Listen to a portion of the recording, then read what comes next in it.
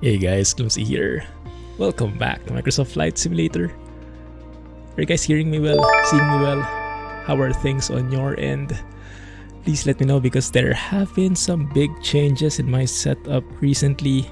Not by choice, but I'm making the most out of it. I'll share more details in a bit.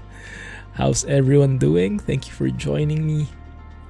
Hey Patrick, goodness, 26 months! 26! All in a streak. Sounds good. Alright, great. You might notice that the camera is a bit slightly different angle. You can see more of the mic. We're a bit more zoomed out. Yeah, it's a part of the side effect. How are you guys? Are you driving, training, flying anywhere? Sorry for the lack of videos the past few days. I've not really been in the mood to record anything. But here we are. At least we're streaming. And hopefully I can get to recording again by tomorrow. Because I have that fancy new shifter that came in for trucking. So I'll test that out. We'll see. But yes, even before that, the setup actually is a bit different. Unfortunately, I lost my monitor arm, basically. So the triple monitor setup, it's still triple monitors, but it's not anymore the, like, for triple monitor gaming, like everything in landscape, it's not like that anymore. Because my table apparently is starting to give out, and I just noticed it yesterday. I was looking at it and I saw the monitor arms, like, wait a minute. The monitor arm was like supposed to be like that, right? It was like that already. I was like, what the heck? So bit by bit, apparently, the monitor arm was starting to lean forward towards me. And when I looked below, the clamp that was keeping the monitor arm in place was starting to bite into the table. So the table was starting to splinter and give out, basically. So before anything worse happens, I had to remove everything, get rid of the monitor arm, bring back the original monitor stands that came with these monitors, and place them as much as I could with my limited table space. So yeah, the setup right now, I have my main monitor as normal, a bit further back. And I have these two side monitors now in landscape mode. So it's like an H setup, right? These two side monitors are portrait, and then the middle one is in landscape. Can you imagine that? So that's how it looks like now. So I'm still getting used to the space. I think all in all though, it's better in terms of productivity. I can see better. I can use the real estate space of the monitors better. So yeah, hopefully that's good, and hopefully it doesn't have a negative impact on your side. But you guys let me know if there are other issues, okay? But yes, thanks for joining the stream. We are continuing to explore Australia today. And we're starting off near Gold Coast, I think to the southwest of Gold Coast. But we'll be doing it all with a different plane now instead of my favorite Just Flight Piper Arrow.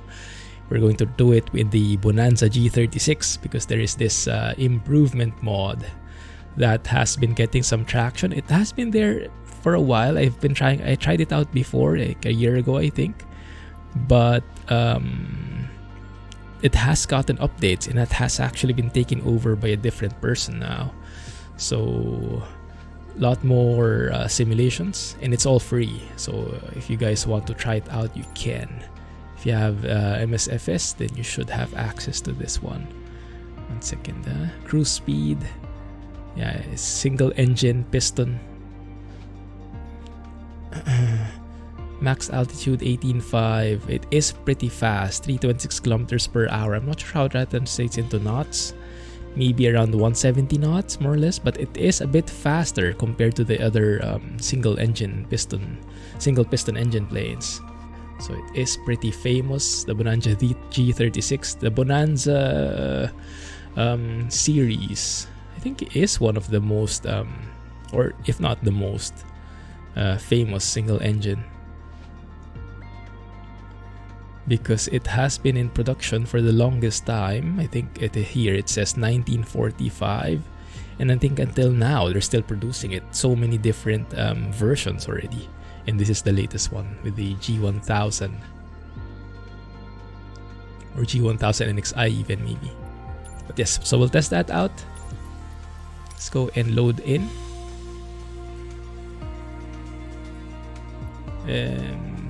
Here is where I wanted to go. So maybe I'll share with you where we went last time. So we start off with the map of the world. And we zoom into Australia over here.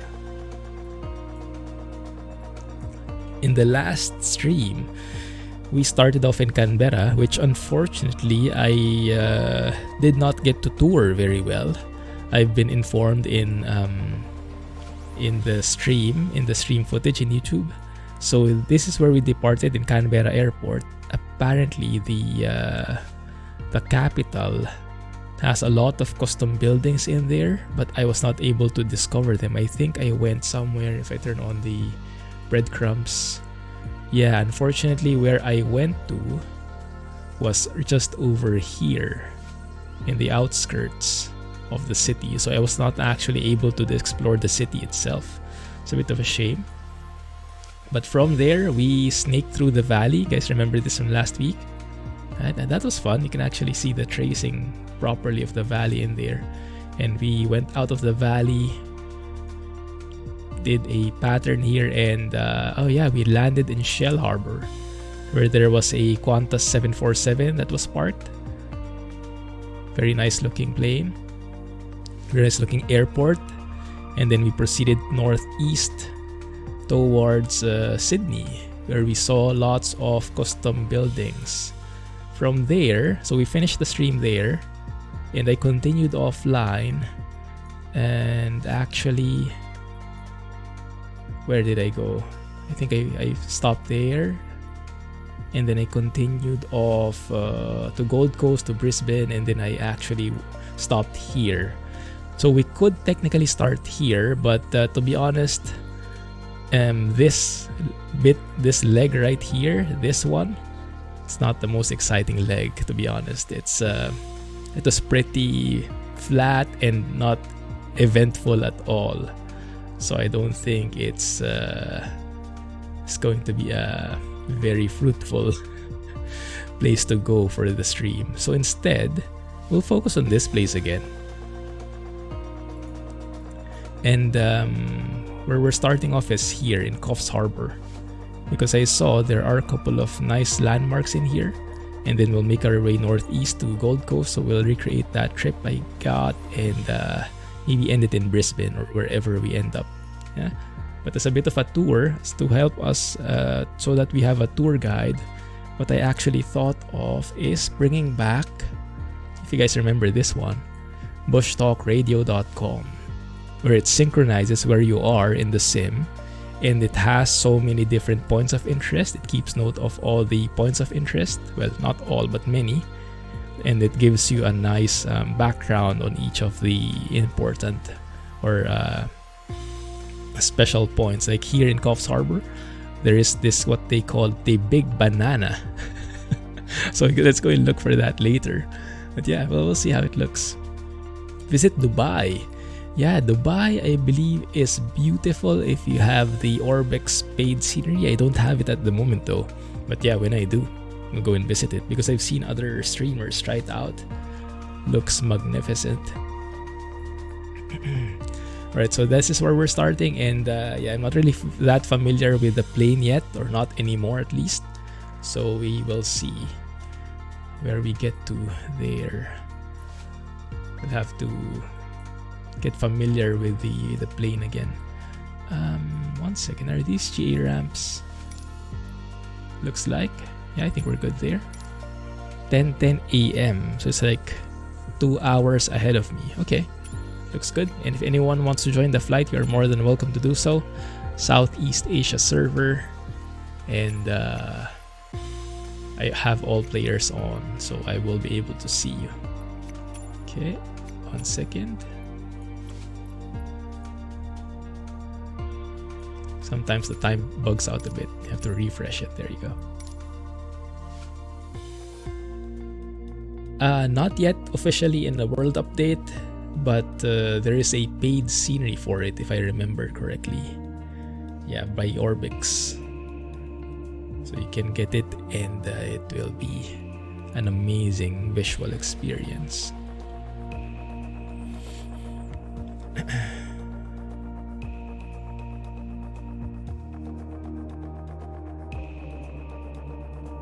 Let me see if I missed any messages. I think we are good.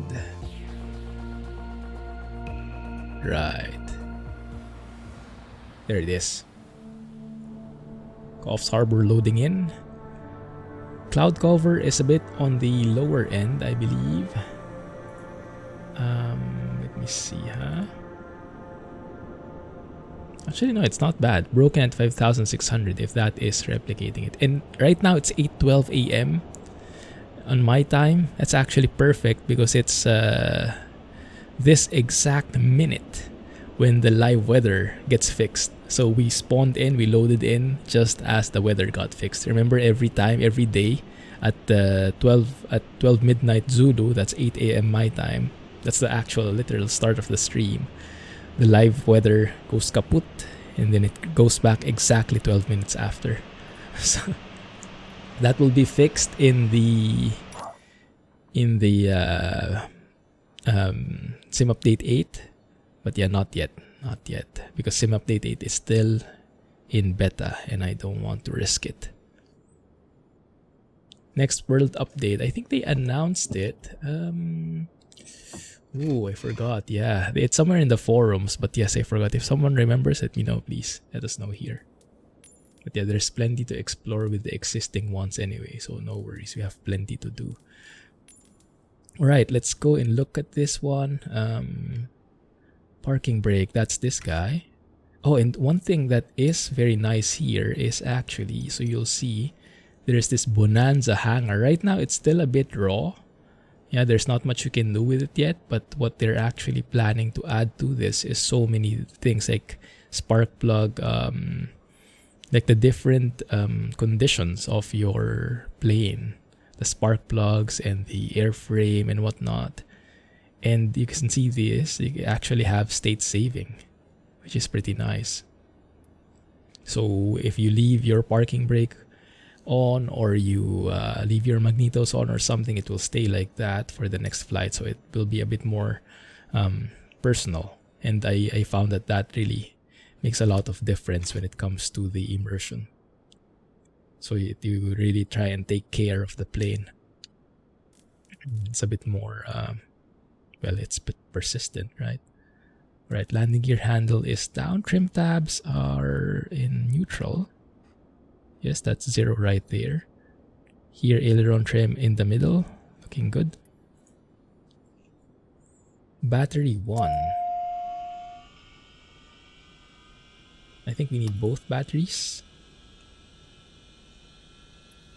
You can hear the avionics fan spinning.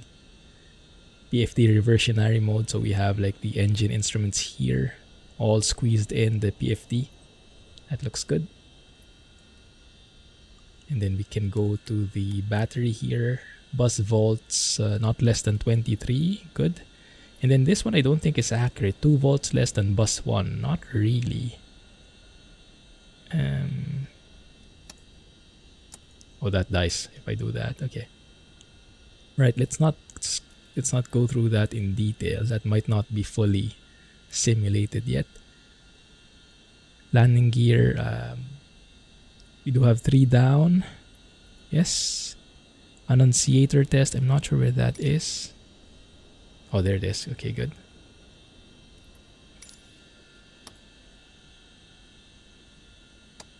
I don't think that works. Well, you do have the lights coming on, but not linked to the G1000. Okay, that's fine. Standby attitude indicator, that's this guy. Okay, that's, I guess, kind of like refreshing it. Beacon checked and off. Ooh, synthetic vision, fancy. So we have here the exterior lights, beacon, nav, strobes. That's okay. Taxi, panel, floodlights. Looking good. Alright. Let's check my flight controls are free. I like the sounds it makes. Yeah, left, right. Right, left, looks good. And pull that and forward. Okay, free and correct. And the rudder works as well. Let me see it from here. Not really. Okay, fine. You can make that work. Pre-flight checklist complete. Before engine start. Parking brake is set, yes. And then we turn on the beacon to indicate that we are starting the engine. Throttle is closed. Propeller high RPM, so we push that full forward. Mixture is full rich, full forward. Cowl flaps, we open that. This is actually implemented in the plane. So if we go outside, Victor Hotel, Charlie Lima uniform. I like it. So the cowl flaps should be these guys. These things near the exhaust. That flap right there, literally. The flap of the cowl. So if we compare that, if I close it, yeah, this guy, right? They get closed. And when I open them, then they open.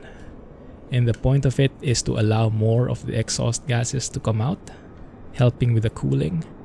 You can imagine if you have those cowl flaps while you're airborne, that will actually introduce a lot of drag, right? So it will be like speed brakes somewhat. So it will slow you down. But when you're on the ground, you're not really that particular with the drag yet, and you want as much ventilation as possible. So normally, you open those cowl flaps and you're on the ground, and you're about to land or on the approach. But when you're airborne or you're cruising, even you're climbing, you start to close that. I think basically that is the concept. Okay, so that is open. Flaps are up. Yes, indeed. Batteries and alternators. Let's turn on both alternators as well. That is verified here. Fuel remaining on the PFD. We have half tanks both left and right. Looks good. Select fullest tank. That's this guy right here. 1 second, let me try and remember. So this is fuel cutoff. See, there's like a stopper in there in real life. And then here you go from left to right. Okay, start the left tank. Verify the aux fuel pump operates. How? By just probably flicking this one. Yeah, it does. We hear it. Complete. Okay, good. All right. So the startup sequence of the Bonanza is a bit different when it comes to the pumping of the thing. 1 second. Through the priming the engine. But more or less it revolves around the same philosophy.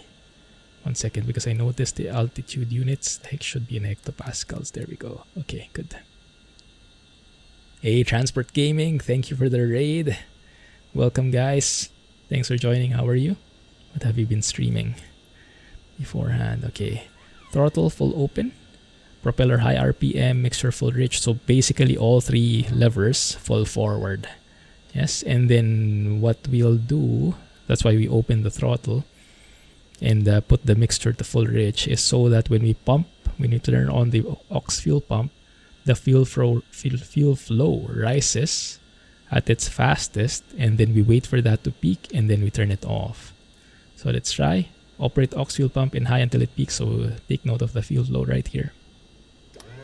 That goes up, wait for it to peak, and that's peaked, and turn it off. I'm not sure if that's enough, we'll see.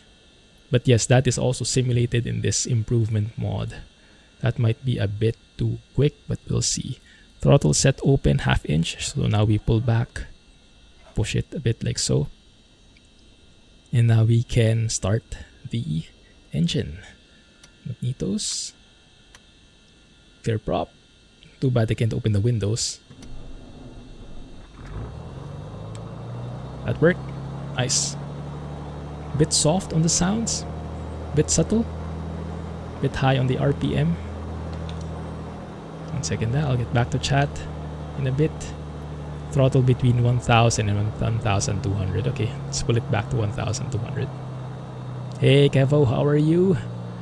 Thanks for joining. Have you tried this out before? The Bonanza improvement mod? Very nice mod. Highly recommend it. Joined from ATS. Nice. Where have you guys been driving? Right, engine start checklist complete. So you can see there is actually a flooded engine checklist. Because if you do that fuel pumping, if you leave that pump too long, actually the engine will get flooded. So you have to kind of do a kind of dry start, a different procedure to start the engine, which is very, very nice. All right, all temperature and pressure all in the green. I think that's what they call T's and P's. If you watch some YouTube videos, the temperatures and pressures, T's and P's all in the green. Air conditioner, I don't think we need it. 25 degrees outside, that should be cool enough. PFD in normal mode, MFD normal mode. So 1 second. Avionics master switch. Oh, that's what I forgot to turn on. There we go. So the MFD should start now. Checklist looks pretty good already. Yeah, very nice, very detailed. Yes, the Bonanza is a very, very famous plane. So at one point or another, people would for sure want to fly this in the sim. I have the same feeling. Because if you check out videos, there will be a lot of videos with Bonanza's different series. So it's kind of inspiring when you see it from there. You want to kind of replicate the flights from the people you watch. So let's set the heading bug to 209. That would be runway 21 because the winds are coming from the southeast. Yeah, 158 degrees at 6 knots, so runway 21 would be perfect for us. Alright, but we'll worry about that later. Alternator load. So if you go to engine and there's actually a leaning system that's implemented. I like it.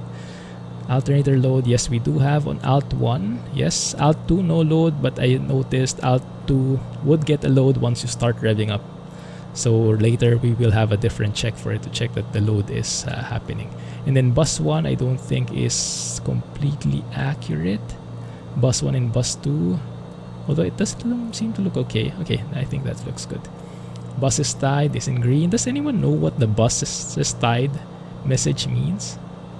I'm not so sure. From Homer, Alaska to cool. So you got the Alaska map. Really nice. Lights as required. Let's go back here and turn on our maybe nav lights and taxi lights for now. Panel lights as well, so just a bit better visibility. Radio comm and nav. Okay, let me turn on pilot to ATC. We won't really be working with ATC, but I just want some chatter, ATC chatter. That's for the vibes. Hey Clutch, how are you? Thanks for joining. All right, let's see. Maybe I can just say. Yeah, no, never mind. Let's just tune into tower so we have some nice frequencies in here. Brisbane Center 122.6. Okay, we can tune in there. Just for the chatter. How do we do that again? Over here, the comm. I think it's this one, yes. 122.6. And I love those sounds. There we go. Okay, we are tuned in. That should be enough to hear some chatter. Cool. Care of pilot to ATC and FS-ATC chatter. Alright, set Barrow. Right now, weather here in Coffs Harbour should be altimeter QNH should be 1020. Let's double check because we do have the METAR feature in here. Coffs Harbour. Is it consistent? 1706 knot. A bit different. We have broken skies at 056, so the ceiling. If we're flying VFR, we have to stay 500 feet below that at most. So we can go up to around 5,000, maybe 4.5 or 3.5 to be on the safe side. That should be more than enough. QNH 1020, so let's follow the METAR here in the sim. 1020, that puts us around 20 feet. And that checks because the airport elevation is 18 feet, so that looks pretty good. Okay, good. And the altitude, let's put in 3,000 for now. You know what? No, let's stay at 2,000 for sightseeing. Good morning, adventure. Bro. I could fly with viewers. If anyone wants to fly, you are more than welcome. We are in the Southeast Asia server. And then you can spawn in here at this airport. Yankee, Charlie, Foxtrot, Sierra. Basta. Doing good, doing good. How are you? Hey, mechanical. Hey, bro. How are things, man? Just trying out this Bonanza improvement mod. Have you tried this before? Oh, look at that. Live traffic. Anyone know what airline that is? SAS looks like. I'm not sure if that's accurate. But yeah, those are like remnants from the AIG models that I have. So those are being used by live traffic. Nicely enough. Good. Okay, so where are we going? That's a good question. I know we want to head northeast, but ultimately, I'm not sure. Maybe let's stop by the Gold Coast. Gold Coast is Yankee Bravo Charlie Golf. It's a bit too many letters for me to remember. Okay, let's do this. Okay. So it like this. Flight plan. Press that. Go to origin. The small knob. Enable the keyboard right here. It's Yankee Charlie Foxtrot Sierra. That's where we're starting. Coffs Harbor. Enter, enter. And then we just go direct to the airport destination. Direct to Gold Coast.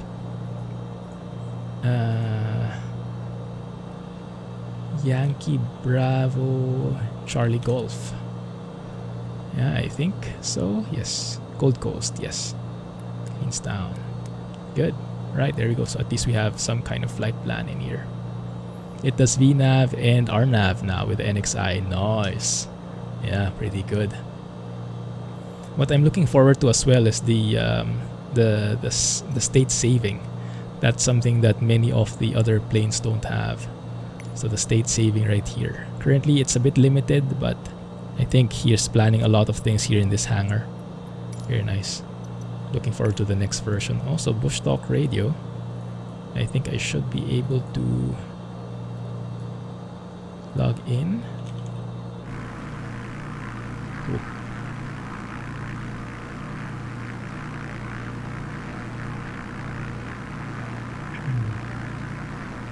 Okay, that looks good.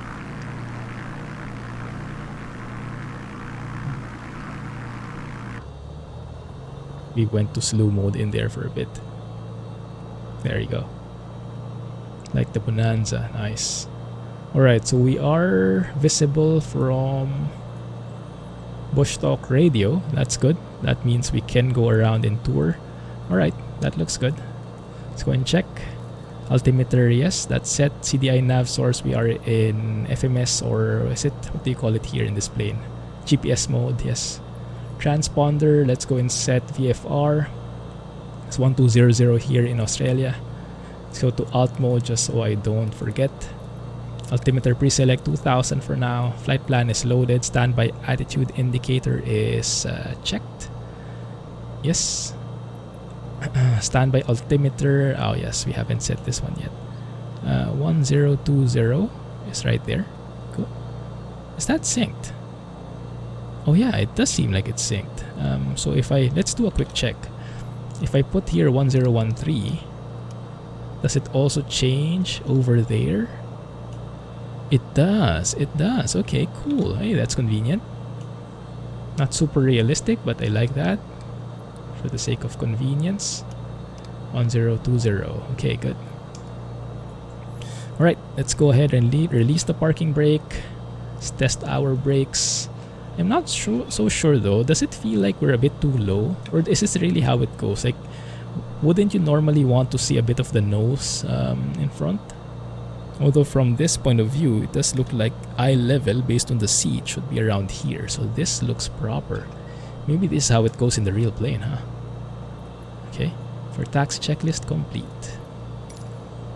Run up. Okay, we'll do a run up later. But let's go in taxi first. See where we are. 1 second. Let me figure out where the heck. Okay, good. And I think here we actually need to pull back on the mixture so we don't what's the foul the spark plugs, because if your mixture is too rich you will end up fouling them.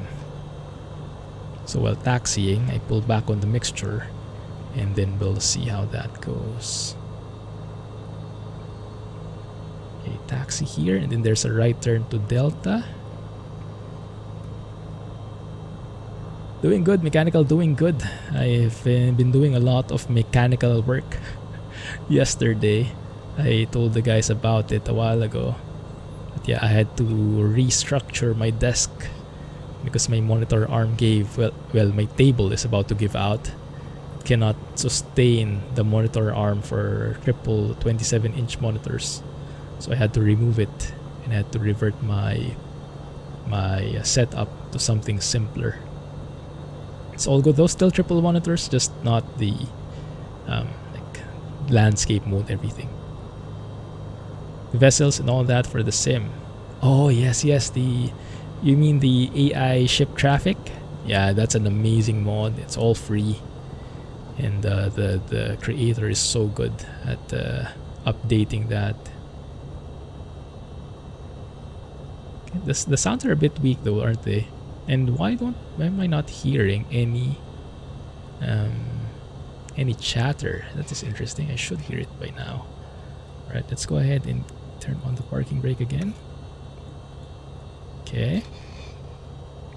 Let's see. Parking brake is set. All temperature and pressure. Yeah. All in the green. Let's go and focus here. Flight instruments are set. Throttle push to, let's go have full mixture. 1700 RPM. Oh, I see. You got the Payware one. I haven't tried that yet. Cool. So 1700, that should be somewhere like that. Alright. Prop lever, let's exercise it. Just pull back the throttle quickly and then bring it back. There you go. That works. Magnetos, so I am going to alter from both to left, back to both, and then to right and back to both. The RPM drop should be minimal, and this is actually simulated from what I've seen. If you foul your spark plugs, you'll see a huge drop in the magneto, in the RPM rather. Here we're getting something minimal. It's actually pretty good. That's a good sign. Go back to both. Looking good. Alright, let's go to the right one. Super low drop in the RPM. That's actually very good. I was expecting that to be a bit bigger.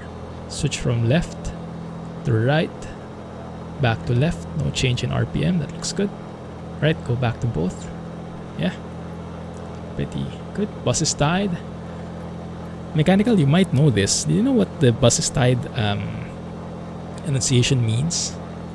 It's something that's common, but I don't. Until now, I'm not really familiar with the concept.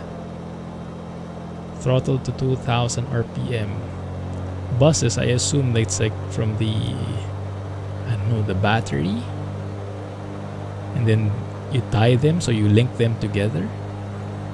So the buses tied should extinguish. Okay, right, indeed. No more alert there. Nice. And then bus 1 should be 27.5 to 29. It's 28.5. Looks good. Here's what I mentioned. Alternator 2 already has a load now once we went into the higher revs. Alright, and then let's go back to the 1200 RPM. And now once we lower the RPM, the bus is tied, illumination should be there again. Good. Cool. Let's go back to 1200. Nice. Alright, let's pull this again.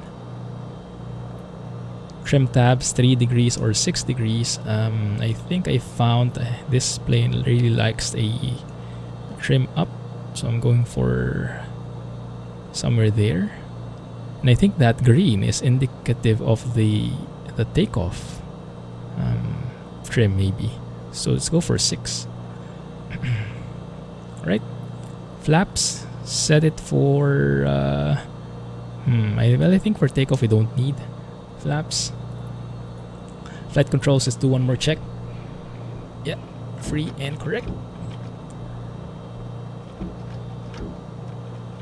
Yeah, looks good. Wind's coming from the left. Yeah, makes sense. Fuel selector, fullest tank. Let's switch to the right tank. Oh crap. That is very dangerous on this plane. Very easy to cut off the fuel. Thankfully, if you just easily go back, you won't have to like restart the engine or anything. Aux fuel pump is off. Yes. PFD attitude and heading. It looks good. GPS position correct. Parking brake release. Run up checklist complete. Okay, good. And before we do that, finally, let's go ahead and turn on everything. Pitot heat, we don't require it. It's 25 degrees outside, no need. But we will turn on our strobes and our landing lights. Maybe let's turn off the taxi lights. Flaps, no need. Transponder is set. Rotation speed with flaps up 73 knots, it says here. Okay. Alright, so 73 knots for us. Ooh, look at that. Someone's actually waiting for us. My bad. My bad. Let's move to the left here. Get out of his way. Sorry. Whoa, that looks so cool though, doesn't it? Good. Final is clear. Runway is clear. Checklist complete. Alright. So what was it? 73 knots for our rotation speed? Okay. Looks good. Let's go ahead and line up here. Yes, the load is being fed by both systems. That makes sense. So in case something fails, there is the other system would help the other. I guess something along those lines. Or for redundancy. Now I did notice that the brightness does seem a bit low here. I recall something here. That's low. There should be a brightness setting somewhere. I forgot where it is. We'll deal with that later. If you guys remember, let me know. Right?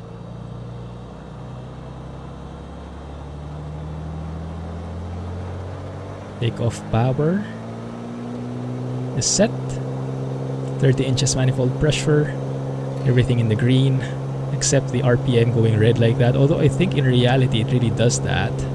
Oh, come on. Bro. Yeah.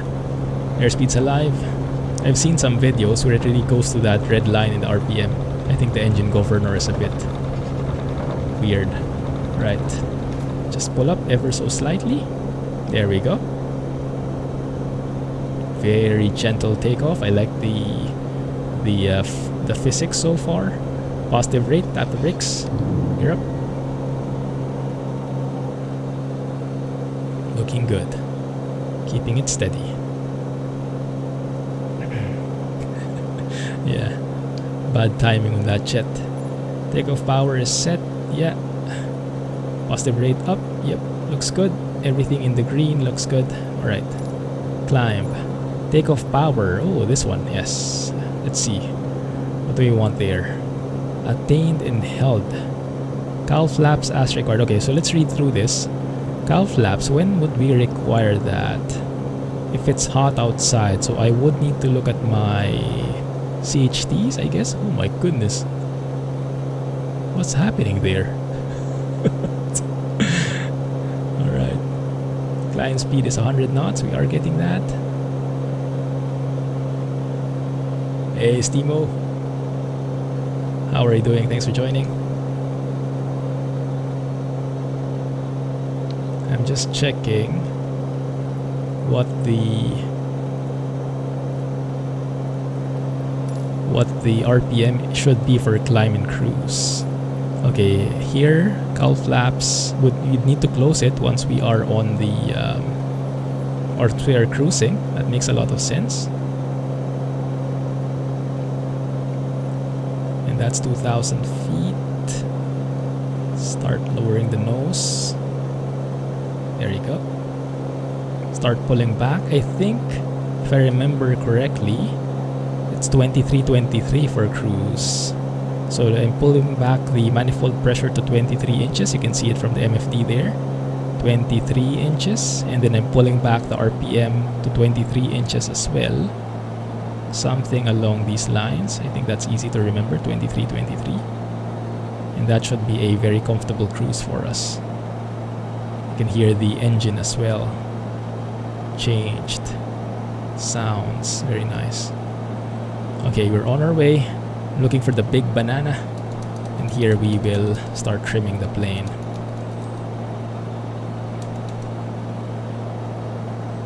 Desync? Which one? How's it going? Is there a problem? Let me know.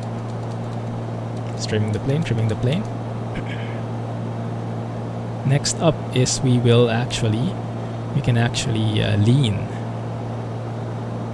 the mixture, but that's not really that important. We're only at 2,000 feet. The improvement will be marginal. Man, look at that view, right? Beautiful. Oh my goodness. Yes, new update on the mod. Well, not so new, but since January there was an update for this mod. To the Bonanza improvement mod. Very nice. And now fully supports G1000 and XI.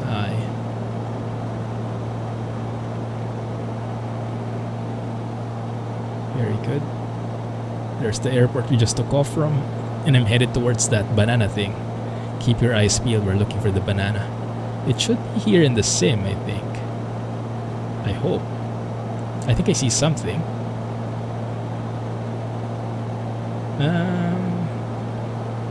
Not really. Where should it be? Let's keep our eyes peeled. Hey, Namaste, how are you? Thanks for joining. How have you been, man? Have you been flying? Playing anything else? Favorite mod so far? Oh, nice. I'm looking forward to the updates. The hangar updates that the mod author teased. It's not yet here, but yes, I'm really looking forward to it. Now I'm trying to go to the spot so we can get the audio tour from Bush Talk Lady.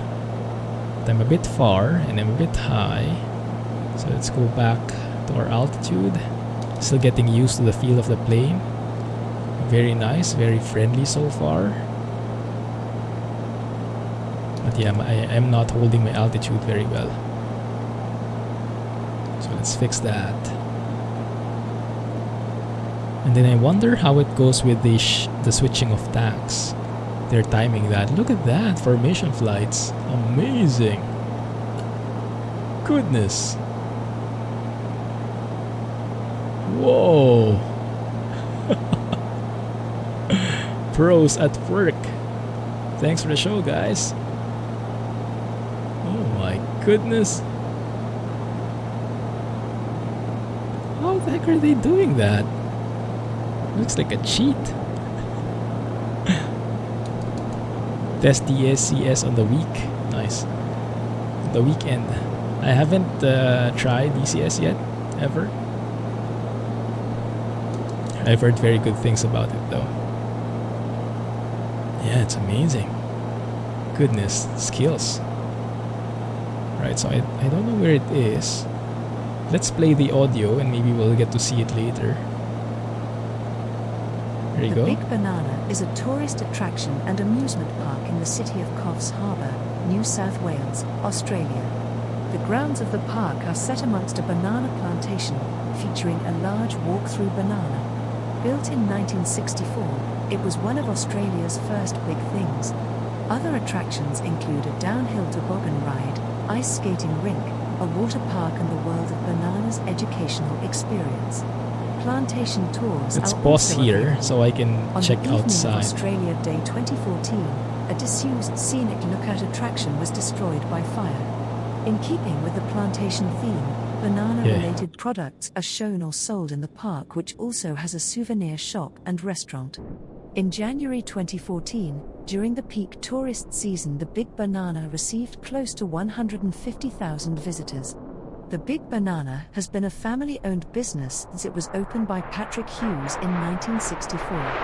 The original Big Banana has been copied by the Big Bananas at Carnarvon, Western Australia.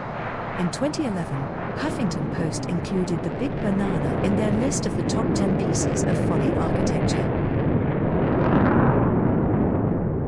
Top 10 pieces of funny architecture. Did I hear that right? So it should be somewhere here, I think. Yeah, I'm just looking at the map trying to point it out. I think it should be somewhere here. I thought it would be. Oh, maybe this one? It doesn't look that big if you can't see it. Oh, there it is, there it is. There it is. How the heck are you going to find that in a normal scenario? There it is. Cool. Okay, I didn't think it would actually be there. That's fancy. Yeah, indeed, lots of practice, huh? That's true. Let's get back to our plane here and take a photo before we go. Man. Oh, we still have our landing lights on. Not too shabby. The Bonanza does look amazing, doesn't it? Super sleek. That can actually be the thumbnail shot right there. I want to see a bit of the coast though. There it is. Oh my goodness, that is beautiful. Wow. I'm starting to hear them again. Oh, there they are. I see them. Let's get closer.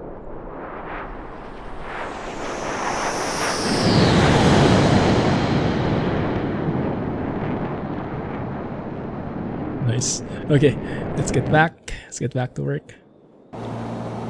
Alright. Thank you. Let's continue enjoying the coast here. And let me start trimming because I'm not yet familiar with the trim of this plane. Very different from the Arrow, where the Arrow's trim is very sensitive. One press of the electric trim and it goes up or down way too much. Here it's a bit opposite actually. You don't really notice it that much. And here it looks like we have some clouds. Not consistent with the meter I've seen, where it should be scattered around 5,000. This feels more like we have fewer scattered clouds at 2,000, doesn't it? Yeah, maybe let's stay around this altitude for now. Good. Yeah, it's a bit of a shame though that if you just look in front straight, you don't really see a lot. Like you would have to like peek like that. It's not the best for visual flying from this point of view, huh? Not sure, maybe I have my seat too low.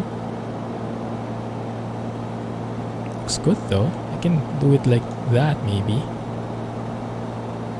We can work with that too. Maybe something like this.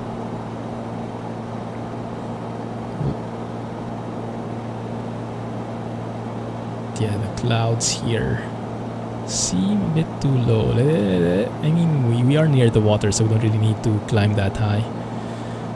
No risk of terrain near here. The highest I think is that, which is around, I don't know, 1,000 plus. Hey Da, how's it going, man? What have you been busy with these days? Doing good, man, doing good. Been a while. Okay, let's stay at 1,500 for now. Maybe adjust the altitude selector as well, so I know where I'm targeting. 1.5 is there. Okay, good. And then let's see if I can trim this plane. That looks good. Yeah, that looks good. All right. And now we can actually... So let's do this experiment, right? Let me level off here. Just a few more clicks on the trim, I would imagine. There it is. Alright, so more or less we're flying level, 154 knots indicated. If we close the cowl flaps now, we should get better airspeed. There it is. You can see it's climbing up a bit. We started 154, was it? Yeah, we've gotten like 4-5 knots more as we close the cowl flaps. That's pretty good.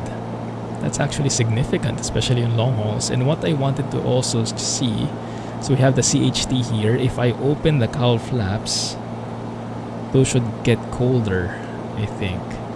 The CHTs here should get colder. Doesn't seem like they're changing though. Maybe that's not implemented. Yeah, it doesn't seem like it's changing, is it? Okay, fine. Now leaning the mixture, that's pretty nice. We can go and look at the EGT. And then I'm not sure how they lean on this plane, if they go for lean of peak, reach of peak, but we can try. So what we can do is pull back on the mixture. You can see the EGT. Cylinder, oh, you can actually select which cylinder you're measuring. Nice. So we can pick the assistance. What is that? So if I lean the mixture. Oh, interesting. How does this work? I'm looking for the peak EGT. There's the peak. Yeah, 43 degrees, and now I'm lean of peak. So the peak is this one here. And then I pull it back a bit more, maybe 10 degrees colder. Like so. Now I'm lean of peak. Nice. I think that's good. Alright. So now the fuel flow should be lower, 12.1. I actually didn't check beforehand. But yeah, we'll see.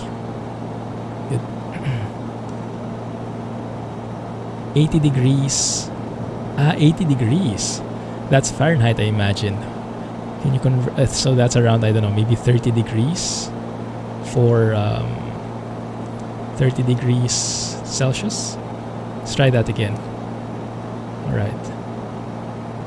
So around 43, so we should be around something like that, maybe 25 degrees.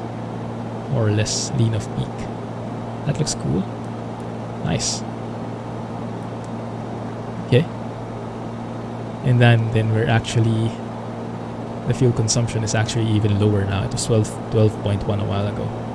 Nice. Good. Now let's work on that chatter. Why isn't chatter working? 1 second.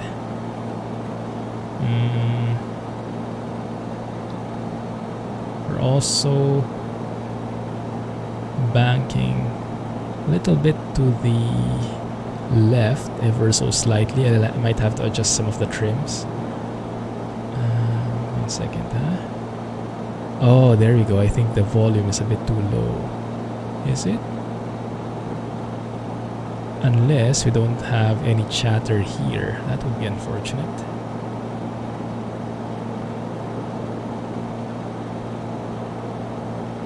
Second, Sounds. Oh, it should be good. It should be good. Okay, let's try something. If I increase that,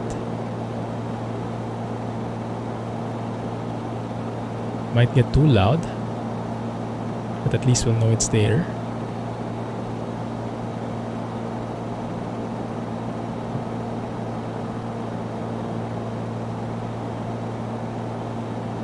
Still nothing.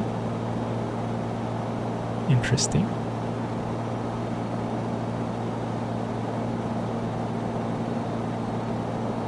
Okay, we'll leave it for now. Let's wait a bit.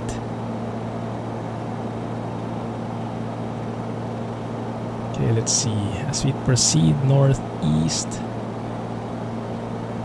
there is not much significant points of interest. We do have something further north at Balina.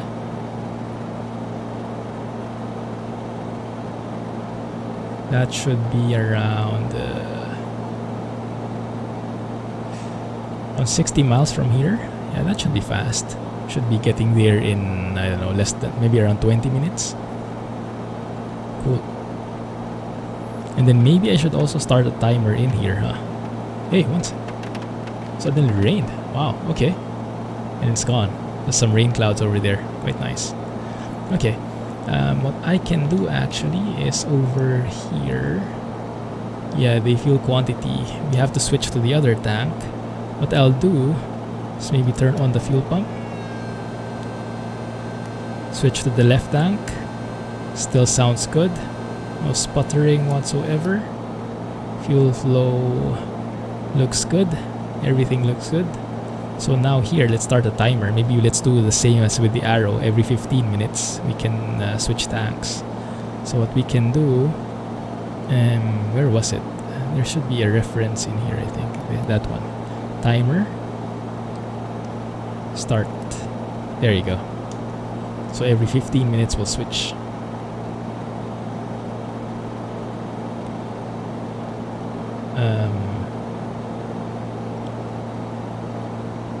Oh, that actually started.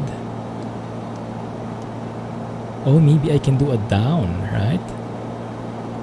Like a countdown. Oh, that's nice. Okay.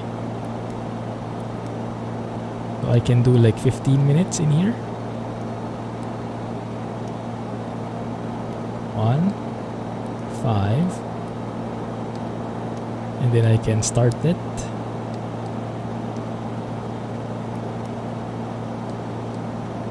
Start.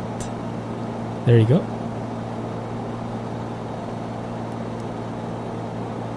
And then you see the timer in here still moving. Okay, good, perfect. And then every 15 minutes we'll do that and switch tanks. Pretty fancy. In the arrow there was just a clock here. Oh, this is where the air conditioning is. Can you turn it on? Don't think you can click it. Yeah, that's okay. That's okay. Alright, so let's see. So I'm wings level right now. More or less trimmed. But we did lose a bit of altitude in there. But yeah, I'm banking ever so slightly to the left. So maybe let's do a bit of aileron trim. Just a bit to the right, like so. Oh, that's too much. Oh my goodness. That is intense. Okay, let's get back to normal. It's a bit too sensitive. I was expecting a bit more subtle thing in there. Okay, let's do that. Leave it there. See which direction it goes to. Yeah, I can maybe just nudge it once to the right. Like so.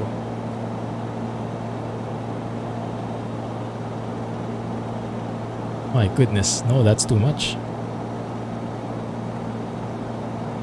Okay, then maybe this is the most we can do. We can't do a completely hands-free one.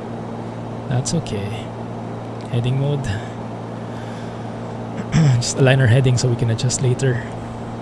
Cloud's still a bit low, so I'm not still comfortable going higher. But we can climb back up to 1,500. Should be okay. Let's use the yoke here. Just a very, very quick climb, and then we'll get back level.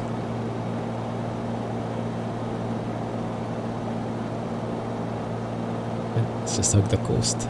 And then I was looking around a bit more. Remember last week I was asking you guys how do you, like when you're flying VFR, the general rule is to stay away from clouds, right? And then I had a question like, what would you define as clouds? Like these guys that we're passing through, are these clouds? And basically what I was able to find online, based on some of the forums, some people asking similar things, is it's not really considered as clouds. That's like an area of lesser visibility. So yeah, I think who was it? I think it was Merwas who told this that yeah, those thin things, yeah, even though technically they could call them clouds, they don't really hamper the visibility much, so it should be fine to just go through them. Like if you can see through the cloud clearly enough, then it should not be a problem to go through it. So it's pretty common sense, I think, from that point of view, that they allow you to pass through those visibility annoyances, so to speak. Right, someone can see you're in a cloud. So if it's that thick, like these guys definitely are clouds, right? The distance. But like those wisps, those shouldn't be a factor. Those shouldn't be an issue. Let's go ahead and turn off the landing lights here. Do you have like pulsing lights, pulse lights? I don't think so. Okay, that's okay.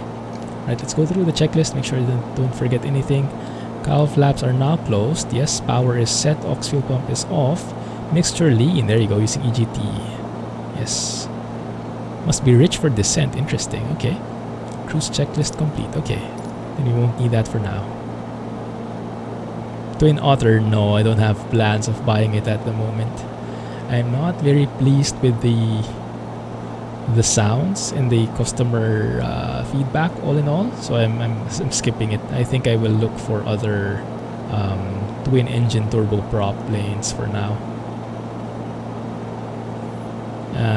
What I'm looking at right now is maybe the BN2I Lander, or I'll just wait for the others that are going to come out soon, like the ATR-72 maybe from Milvis, or I don't know what others are planned. But yeah, I was not so impressed with the customer feedback from Aerosoft on that plane, nor the sounds, even though they did improve it a bit, I think now, right? It is improved more than the first version, but it's still not enough for me to buy. You have uninstalled it for the last time. Which one, Kevo? The Twin Otter? RV14, yeah, I saw. I think they're looking for pilots, right? So to test it out and tweak it so that it gets the maximum accuracy. BNT is good, but you use a mod for the sounds. Cool. Oh, so you get the Twin Otter and then you get the custom sounds. Nice. Still not so fun to fly with the Garmin 530. Hey, great. Thanks for joining. How are you? What do you mean? Do you mean you enjoy the 530 more? Or do you mean the 530 is not fun to fly with? You had it all modded for fixes with third-party sound packs and custom EP fixes. At water. Ah, I see. Yeah. Yeah, and that's a bit unfortunate, right? Because if you're a fan of the Twatter, then you definitely will want to fly it. But you'll have to go through hoops to make it really good. You have to buy something in addition. And for me, I'm not really personally attached to the Otter anyway, the Twin Otter. So I can live without it for now. I'll probably wait for an update or something better to come in. It was quite fun though, seeing the Twatter, because we went to the Maldives, I don't know, 2018 maybe, before I got into aviation at all, before I got into flight simming. And I knew nothing about planes back then, but apparently we rode in a Twin Otter, because I noticed the throttles were overhead. And then I even filmed a video of it even before I got into flight simming. When we went on that plane, the pilots were bare feet. They were barefoot, and they were using the rudder with their bare foot. And then I took a video of that as well. Yeah, it's exactly the way it is. So if you have an attachment to the Twin Otter, I can definitely understand.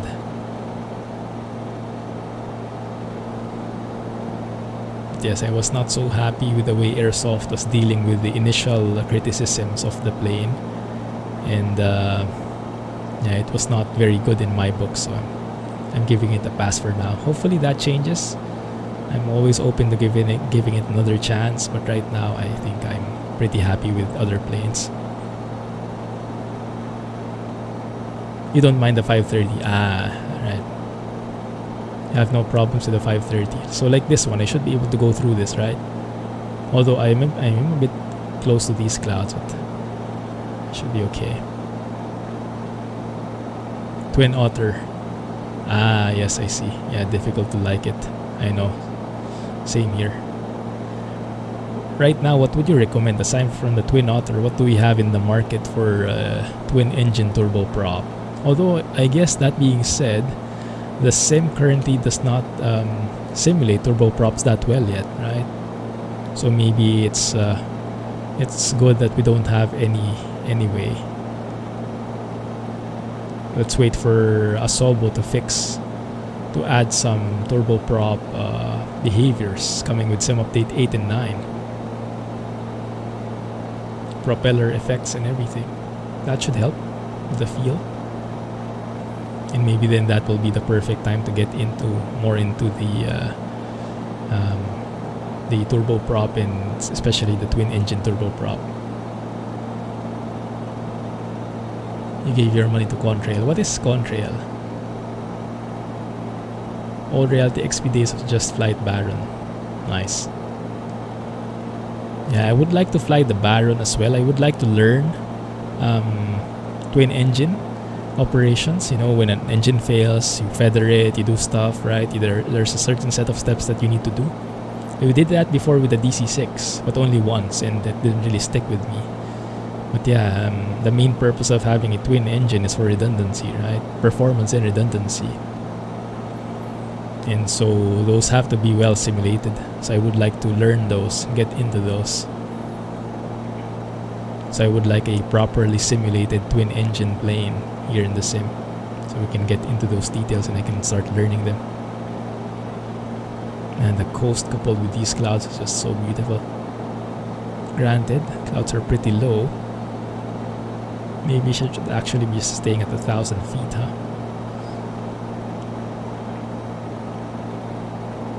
Kodiak is fine. Yeah, the Kodiak is great. They had to do some tweaks on their end, some workarounds, as the developer mentioned. So it's not yet like perfectly simulated,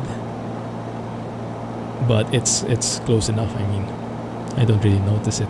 So depending on the creativity of the third-party developer, they can get away. They can go past those limitations from the sim.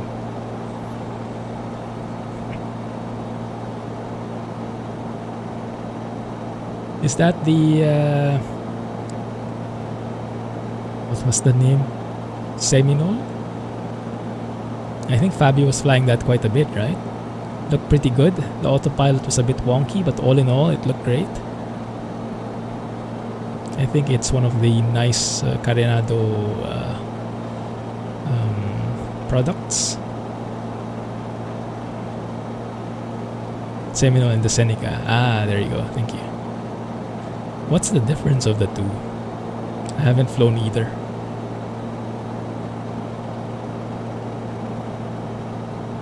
Yeah, getting into twin engine would be nice. Start getting into the more complex stuff. Seneca is turbo, I see. That's one more thing that is not yet well implemented in the thing. You mean turbo prop or turbocharged?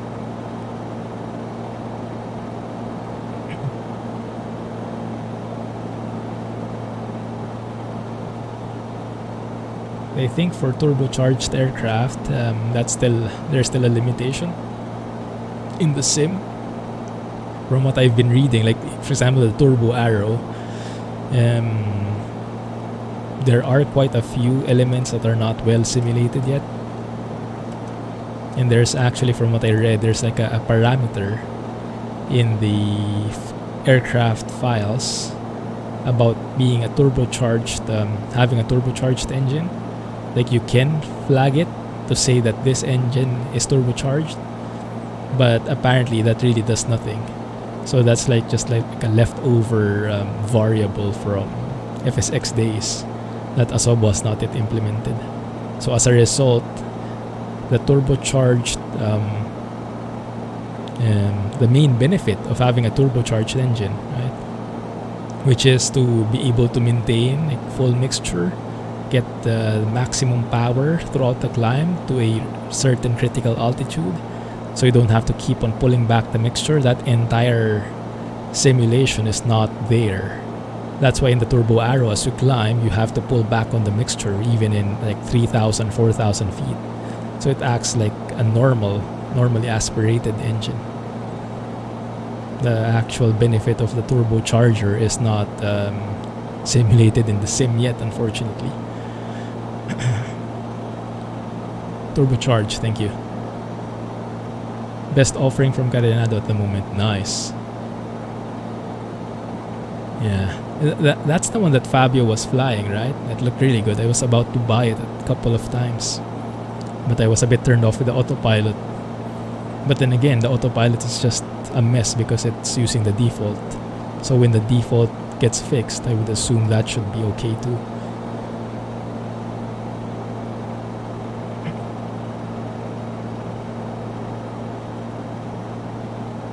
And I missed having these kinds of clouds. I've been flying in X-Plane and yeah, the weather is nowhere near this one. So good, and no more flickering. Beautiful. By the way, anyone of you guys tried out the Sim Update 8 beta? There have been some folks trying it in the forums, some brave souls. Some people have been very pleased with the results, although there are still quite a couple of bugs, I think.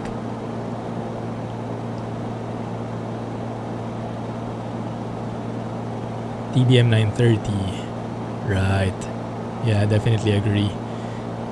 Yeah, I wish the G1000 NXI changes would bleed over to the G3000, because the G3000 mod by itself is good, but by now the G1000 NXI is far superior when it comes to the autopilot logic, right? The approaches. The entire avionics of the G1000 NXI is just amazing. So they're getting to that level where you can call it a sim. So I hope they start implementing this to the other avionics packages as well.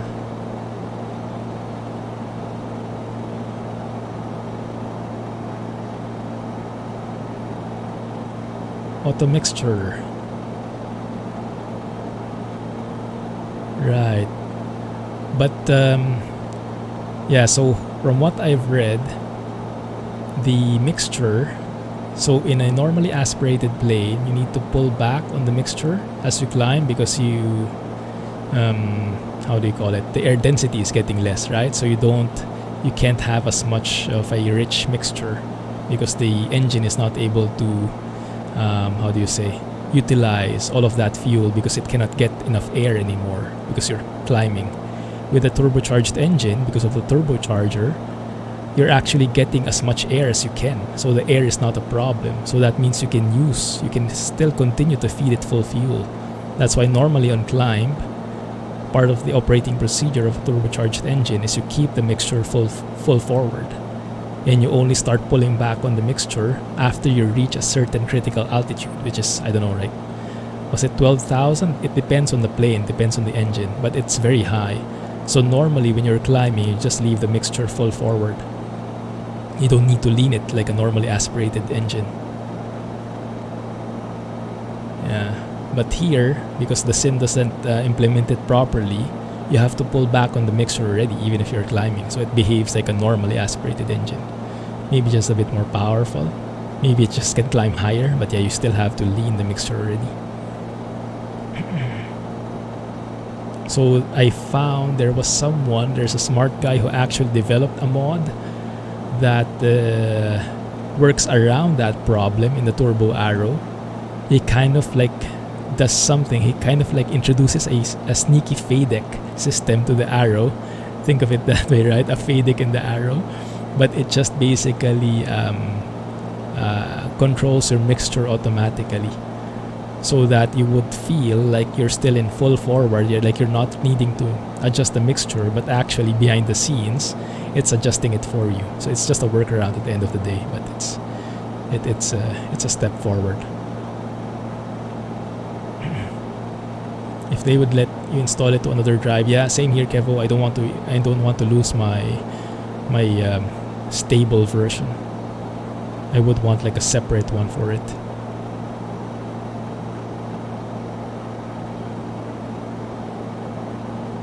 From the Philippines, Clutch. Currently living in Singapore. Yes, exactly. In cruise, you still would lean, but more for fuel economy, right? And for exhaust gas temperatures. So more for longevity of the engine. But when it comes to like power, you don't really need to lean it until you get to that critical altitude. So I hope that gets implemented eventually. I'm not sure if it's that high on the list. I have actually not heard it being talked about so much in the Q&A sessions. So I don't think it's a big priority at the moment. Unless maybe I missed some. I have not really been fully up to date. Yeah, exactly. I don't think it's hard to implement, but maybe it's not really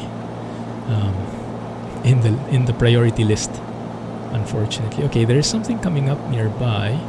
The Big Prawn. A while ago it was the Big Banana. This time it's going to be the Big Prawn. Let's turn to the right here. So we start descending to around 1,000 feet.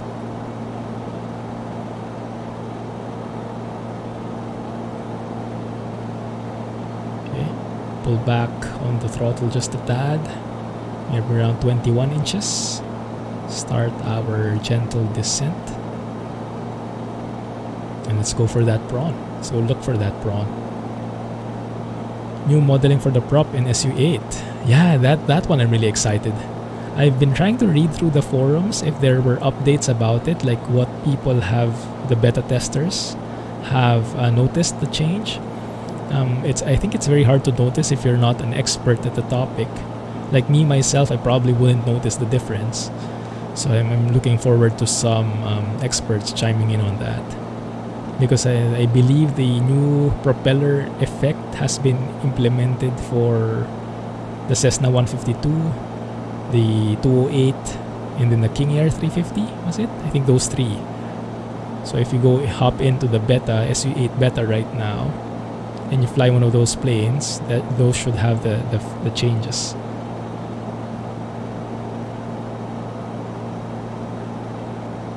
I definitely agree. Great. I'm not really a fan of the racing, so I'm a bit biased about it because my reflexes are too slow for racing, so I don't really like anything with regard to racing so much. I can't relate to it so much, but yeah, it's not really. I'm not big on that Reno air race as well. But I think they needed to do it for publicity, for commitments, and whatnot. One of the necessary evils. But they did say, York did say that this year they will really be focusing on the simulation aspect. And I think they need to, because they're starting to lose the audience, the hardcore simulator audience bit by bit. With each update that comes, more people get disappointed and leave. Some people who have been waiting for hardcore simulation.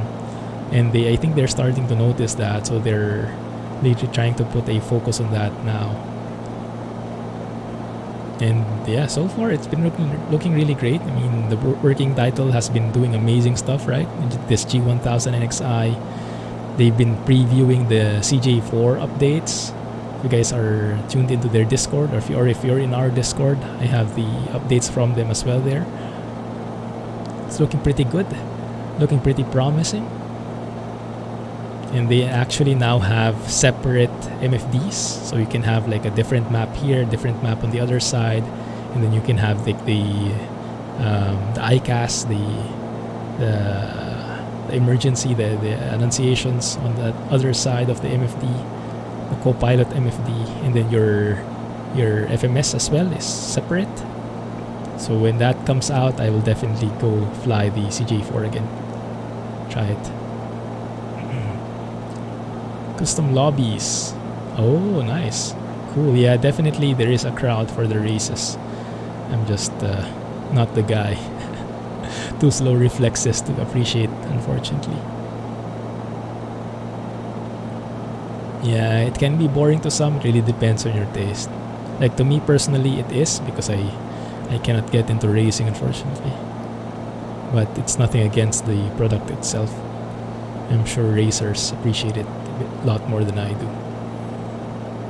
Okay, let's see. Past the river, there should be the giant shrimp, I think. Hey, Beer Slayer, thanks for joining. Appreciate the follow. How are you? And yes, you guys probably know, right? I'm a huge fan of the Challenger 650 in X-Plane. I consider that as the top of the food chain when it comes to aircraft fidelity, the simulation aspect, and the immersion of things. And as great as that plane is, the CJ4, it's not really that far behind when it comes to the actual flight, right? The actual avionics. The CJ4 is not that far behind. It has all of the most critical aspects of the, what is it? Collins Proline 21 avionics. Right? How the instruments look, how they translate the autopilot. It's not bad at all.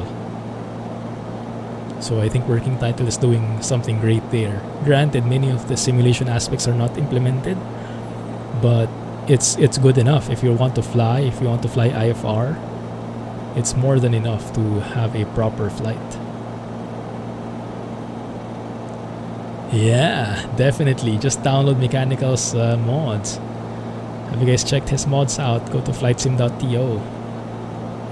And what keyword can they put in? Just put in air race maybe, and you'll get all his good stuff. I think he has now one in Australia too, right? Which part of Australia is that in? Hey, great. Yeah, I think so. People are because the 737 has entered into beta testing officially now, right? As Rob from PMDG announced. So hopefully in maybe 6 months, 3 to 6 months, maybe we'll get something. 1 second, let's pause here again and let's go and find it. Right, let me stop here. Ooh, that's too quiet. Goodness. Let's get some music in. Oh, that's not playing. There it is. Air race or circuit, there you go. Bathurst Mount Panorama. Is that somewhere around this area? East Coast? Okay, so the Big Prawn should be somewhere to our left. Let's go and look for it, guys. Help me out. Let's speed up here. So this is the river. Should be in somewhere near here. Maybe I should turn on the POI indicator so that will help.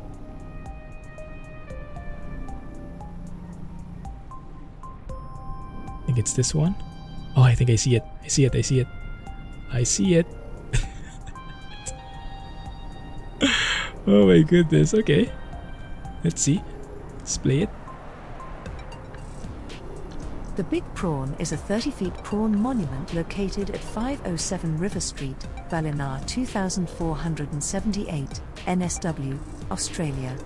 Sitting close to Bunnings Warehouse along River Street, this monument is considered a popular tourist attraction and to some extent, the symbol of West Ballina. Bunnings This Warehouse gigantic indeed. structure weighs approximately 40 tons. To put this weight into perspective, a full-grown African elephant weighs up to 6 tons and is often considered the heaviest land animal on Earth. Like 6 That elephants. said, the Big Prawn weighs as much as 6 adult elephants. To further understand just how huge this sculpture is, here's a brief background about its construction. Constructed in 1989, this giant replica of a prawn was meant to honor the local prawning industry.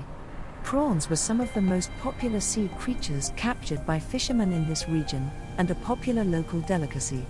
Prawns are so popular among the locals that every November, the town hosts the Ballina Prawn Festival. Nice. Nice attention to detail. Thank you for that tour. the Big Prawn. What else? There is the Byron Bay. Why does that sound familiar? If you proceed to the northeast, at the very edge, there should be a Cape Byron lighthouse. Cool. Okay, let's go and check it out. They actually modeled that. Yeah, very nice. Very nice attention to detail. Good. That's part of the world update. Alright, let's go. There you go. Good. Thankfully, the pause feature is working nicely.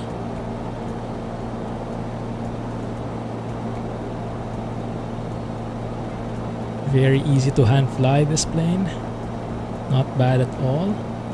Also, the weather seems to be turning for the better. Clouds seem to be a bit higher here now. Let's have a look at the meter. The nearest meter, what it's saying about the cloud layers. Malina, okay. Overcast 058. No, that's not overcast. Definitely not overcast, and definitely not 5800. Yeah, we still have some problems with yeah, here scattered at 036. Scatter looks pretty close, yes, but 036 doesn't seem like it's a bit too low, I think. But yeah, that is a bit more believable than the overcast at 5000, right? So yeah, let's continue. If you see the coast there at the far end, that should be there the lighthouse is. Let's see. Cool. The CJ4 may be the reason you never buy a payware bizjet. That's actually a very good point, yes. I enjoy the Challenger because it's so, like, all the details. You really get to feel like you're a business jet pilot more than just the flying. It's like entire experience. But if you're really focused on just the flying itself, if that's that's all you want, then the CJ4 should be able to get all of you that already.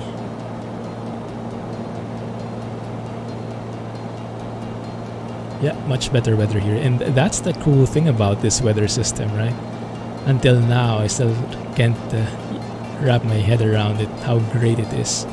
Despite the inaccuracies as a whole, though, it's amazing. Because I didn't even notice that the weather was changing. Didn't even notice that the clouds were getting higher and higher. It just creeps up on you. Yeah, and now it's a totally different thing. A while ago, we had clouds almost next to us. Maybe trim it up a bit because it seemed to be falling. One thing I still have to learn is to, and I think many of us sim pilots have this problem. We look at the instruments too much. Like, I rely on the instruments to tell me if I'm climbing or not. Instead of looking outside, looking at the nose, I look at the instruments more. And I guess we can't be really blamed about that because, yeah, we don't have the sensation, right? The seat of the pants sensation to distinguish if we are climbing or descending. So we have to look somewhere. Our eyesight is all that we have as basis. And in terms of eyesight, I mean, it's easier to see, to look at the avionics than look outside. Like, line up the, oh, that's yeah, that's a bit bad, that sudden change. It's like X-plane back there. So like comparing where the edge of the dash is with the horizon, I think that's one good way of determining, right, of keeping level. So make sure the distance is the same. Like here, if there's like a centimeter or an inch distance between the horizon and the edge, then I should be flying level. Should be the easiest thing. Thanks for the follow, Clutch. Appreciate that. Yeah, unfortunately, still no. Oh, I have the wrong frequency apparently. Okay. I mean, we might be able to get some chatter in here now. 1 second. If I go here, 120.3.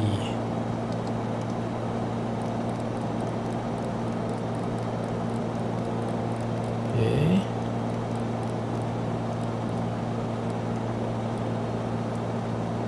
Okay. Okay, that's Brisbane Center. And the volume, I think that's all maxed out supposedly. Okay, that should be the lighthouse right there. We'll see how it changes.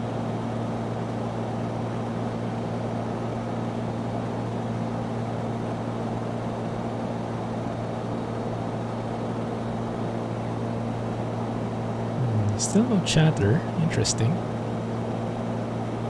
Don't know why. Not sure why.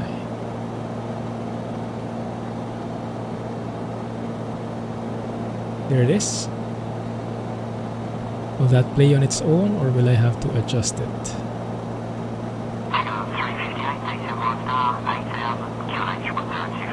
Okay, at least we have some chatter now.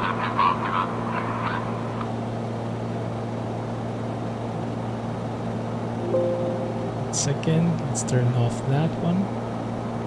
It's the radio effect of the voices. Okay, let's stop here. Ooh, too quiet. Cape Byron Light, also called Cape Byron Light Station, is an active heritage-listed lighthouse and now interpretative center, interpretative space, maritime museum, administration office, retail building, accommodation, tourist attraction and visitor attraction located at Lighthouse Road, Byron Bay, Cape Byron, Byron Shire, New South Wales, Australia. It was designed by Charles Harding and Cecil W. Darley and built from 1899 to 1901 by Messrs. Mitchell and King. It is also known as Cape Byron Light Station, Byron Bay Lighthouse, Cape Byron Headland, and Cape Byron Headland Reserve. The property is owned by NSW National Parks and Wildlife Service. You can actually hear waves. The lighthouse was added to the Commonwealth Heritage List on the 22nd of June 2004 and was added to the New South Wales State Heritage Register on the 22nd of February 2019. The lighthouse and surrounding buildings were added to the now defunct Register of the National Estate on the 21st of October 1980. Australian Cape Castle. Byron Light is Australia's most powerful lighthouse, with a light intensity of 2,200,000 CD. Cape Byron, the easternmost point of the mainland of Australia, is approximately 3 kilometers northeast of the town of Byron Bay. Oh, yeah, let's have a look how it looks at night. You should be able to do that quickly, right? If I just change this here.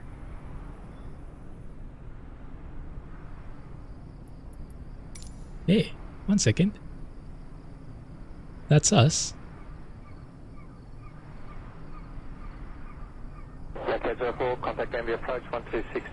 Oh, that's a bit sad. It doesn't have any light. The lighthouse. They should have added a bit of light in there. Because they do have buildings which had light. Yeah, it's a bit of a miss. Okay. Alright. Let's have a look how the timer is. Why is my timer going up again? Did that reset? Why is it up now? Yeah, something reset. Maybe when I pause unpause it resets or something. Dang it. Yeah, that definitely will not work. And yes, I definitely have to switch to the right tank. So let's put in fuel pump. Okay. I'm always scared which direction to move the wheel. Good. Alright, using the right tank again. Good. Start the timer. Your immersion. RIP. Yeah, I'm actually not using active pause anymore, just the normal pause. I find it works much better. But yeah, it's still a bit buggy. There's still a few bugs there. Even if it's not active pause. I've stayed away from active pause because it can make your plane stall, right? When you have the wrong angle and then you do active pause. You can eventually either overspeed or stall your plane, even if everything is paused. It's a bit weird.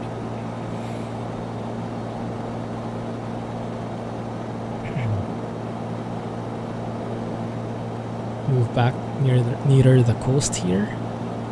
So in case something happens, we have a bit more legroom to land on a field or somewhere. Is that an airport?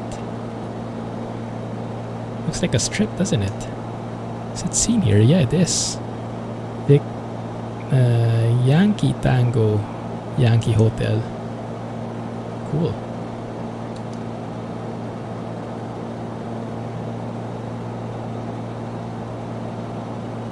Good. Let's continue.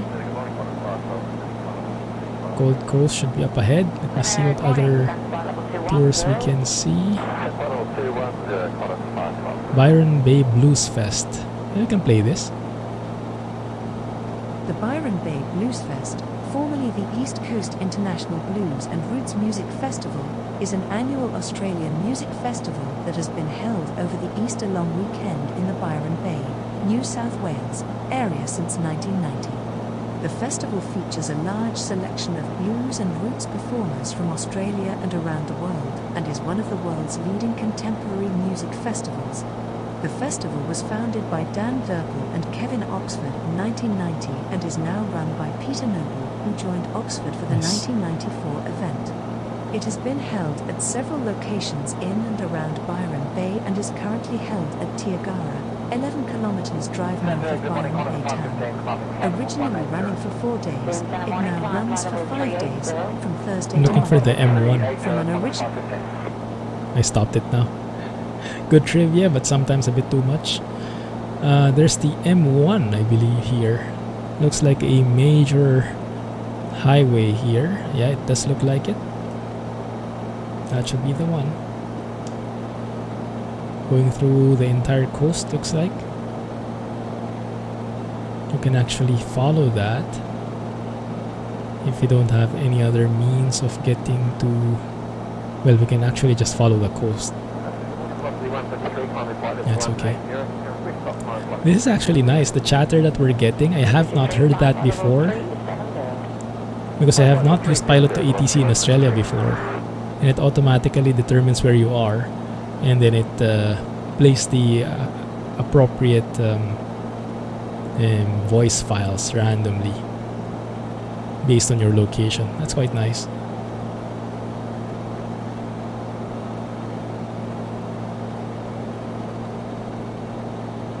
This one, actually, what we're seeing here, this is even more eventful than the trip I went from the coast when I went westbound to I'm not sure what you call it, but going to the, how do you call it, inner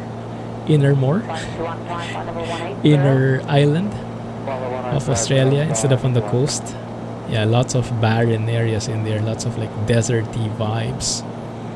Maybe that's where those Australian outback truckers would shine. Does seem like a lot of outback in there. But yeah, I was trying to get to a handmade airport and did the first leg. Maybe the second leg will be a bit more eventful. But yeah, here you have like hills, you have lots of different lanes. Over there in the middle, it's really like just flat everywhere. Really need some music, a podcast, or even watch a stream at the same time.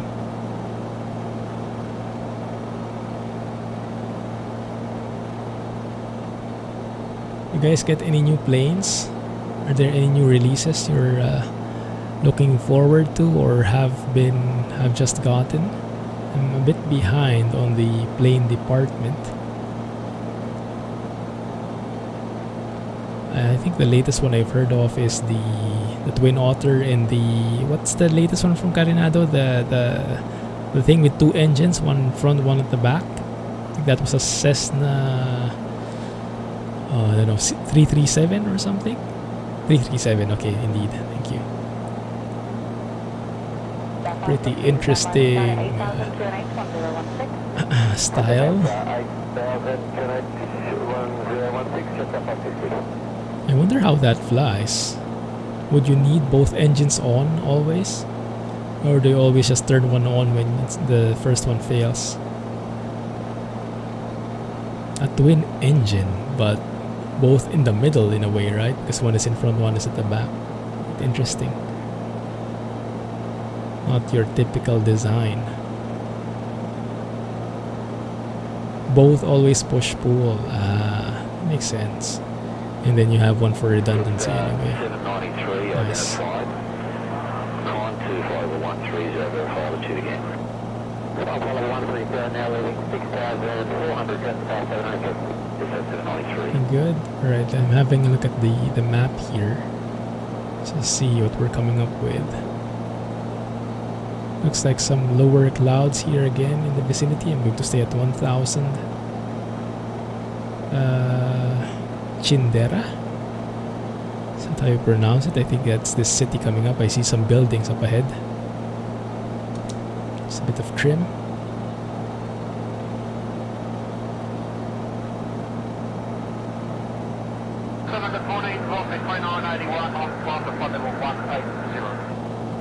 There it is.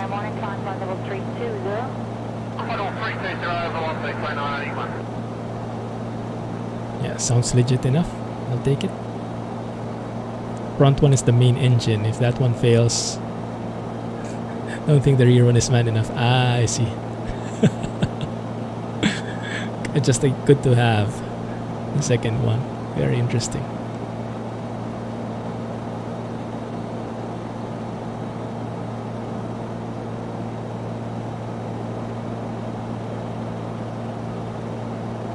What other planes do you have in your radar?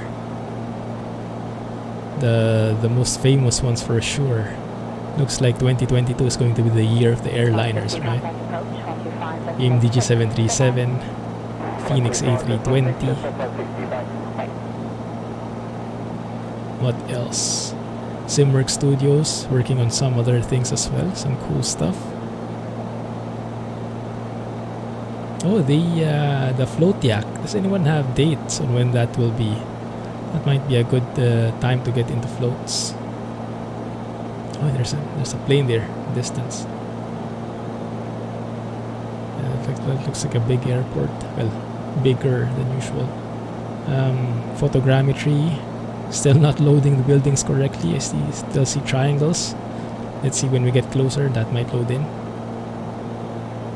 The rear one's like your supercharger. Ah, yeah. That's a good comparison.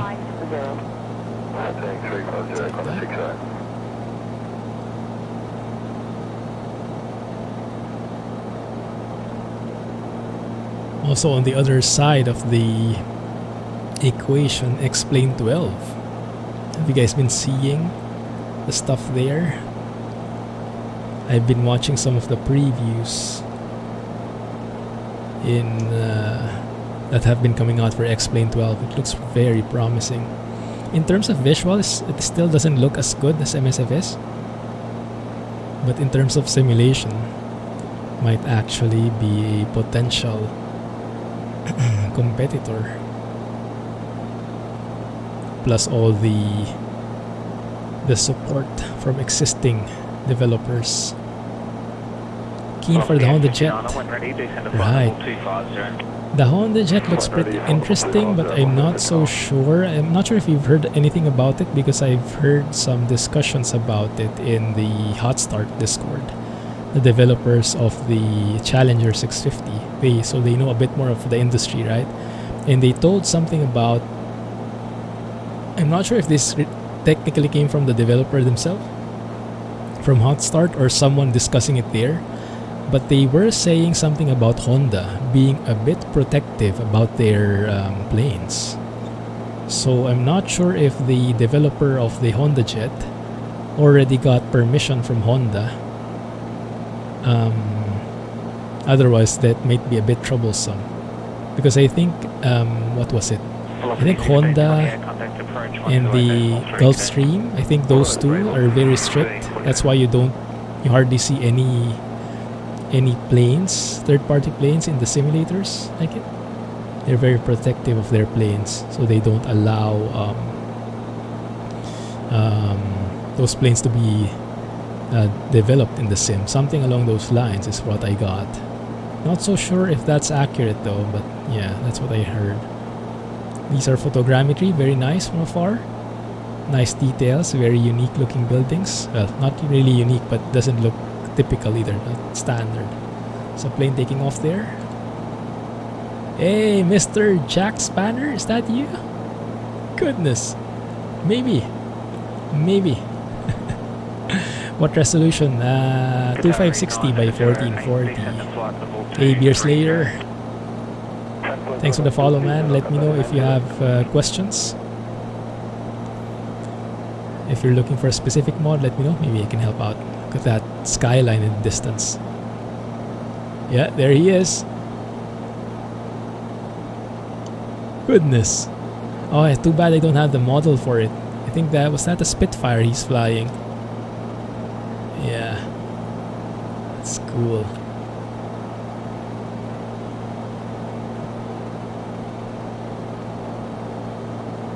Let's have a look where he is. Let's go outside a bit.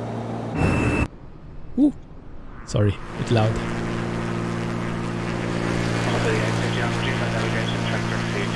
There he is at the back.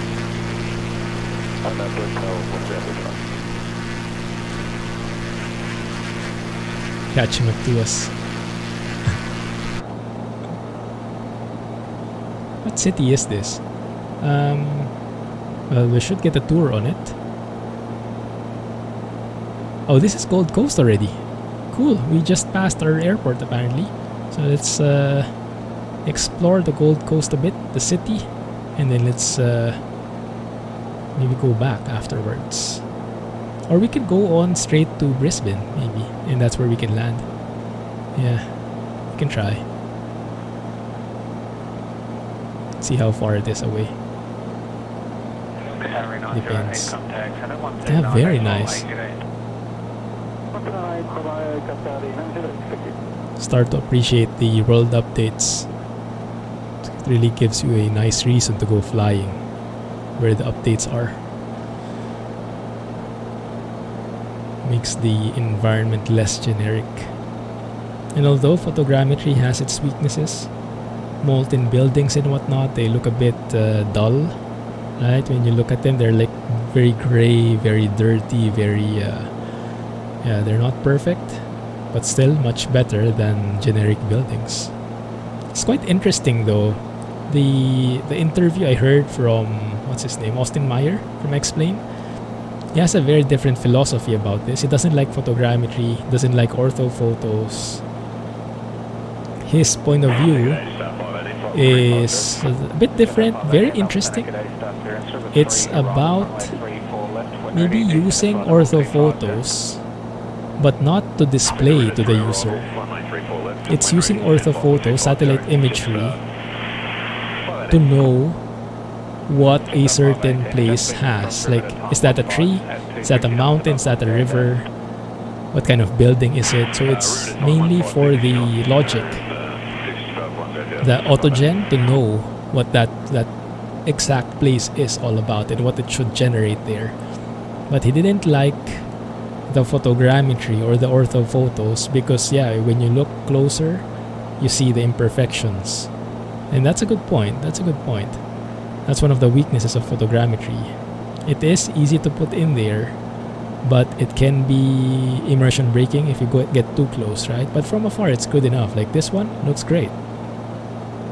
But yeah, if you get closer to the buildings, they look molten. So what his idea was eventually is to get the details, all the details, like what kind of building is it, how does it look like. The Gold Coast is a coastal city in the Australian state of Queensland, approximately 66 kilometres south-southeast of the state capital Brisbane and immediately north of the border with New South Wales. The demonym for the Gold Coast is Gold Coaster. With an estimated population of 679,127 at June 2019, the Gold Coast is the sixth largest city in Australia, making it the largest non-capital city and Queensland's second largest city. Gold Coast is a major tourist destination with a sunny, subtropical climate and has become widely known for its world-class surfing beaches, high-rise dominated skyline, theme parks, nightlife, and rainforest hinterland. The city is part of the nation's entertainment industry with television productions and a major film industry. The city hosted the 2018 Commonwealth Games, which ran from 4 to the 15th of April 2018. Exactly, Steve, exactly. Yes, that's his goal. So use the orthophotos to learn more about the world and then develop the world using their autogen, so that the trees, the posts, the buildings can look as crisp as ever if it's the autogen that is generating it. Now, that being said, it would require to be super detailed, right? That logic, that procedural generation would have to be something so advanced to make the building look believable, to make it not look generic. So that's an entirely different challenge in itself. But it's a very good concept. It's a very nice vision.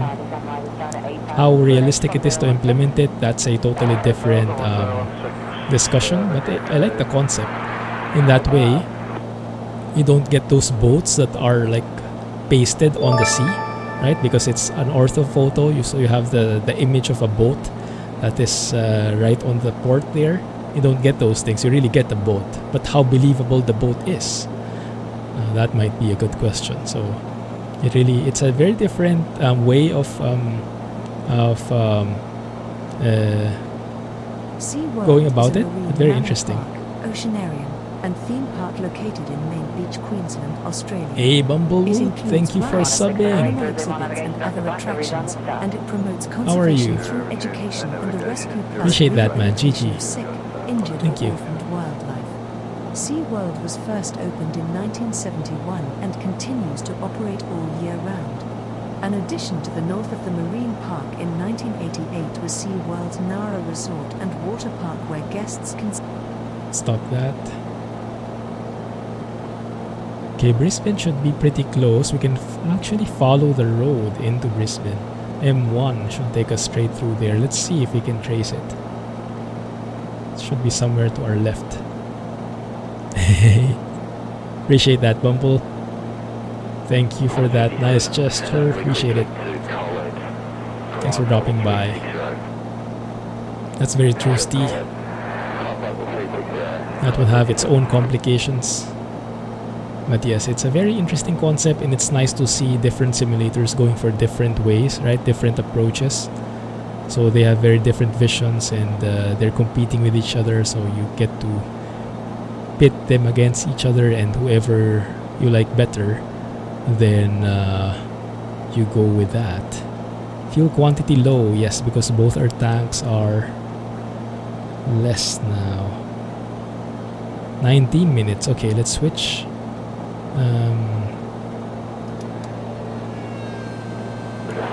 There we go. And then let's reset the timer.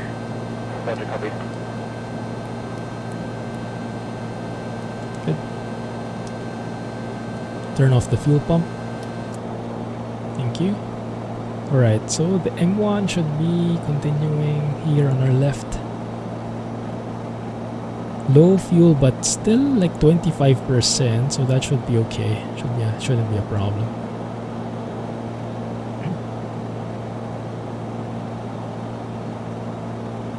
Maybe they don't have access to so much photo involved. Yeah, I think that's going to be a very long-term goal. How you actually get one fuel quantity low annunciation per tank. Okay, that's good. I would expect it to tell you whether it's the left or right though. But yes, making the system develop the entire city, I think can be pretty daunting task. I mean, in a way, that's what the Black Shark AI is doing, right? That's the autogen of Microsoft Flight Simulator. That's what they're doing. When they don't have photogrammetry for an area, they're reading the satellite images and trying to create buildings out of it. They're trying to create trees out of bushes and whatnot. So they're already doing that. But yeah, X-Plane wants to go that route more and not rely on the satellite images at all to displaying that to the user.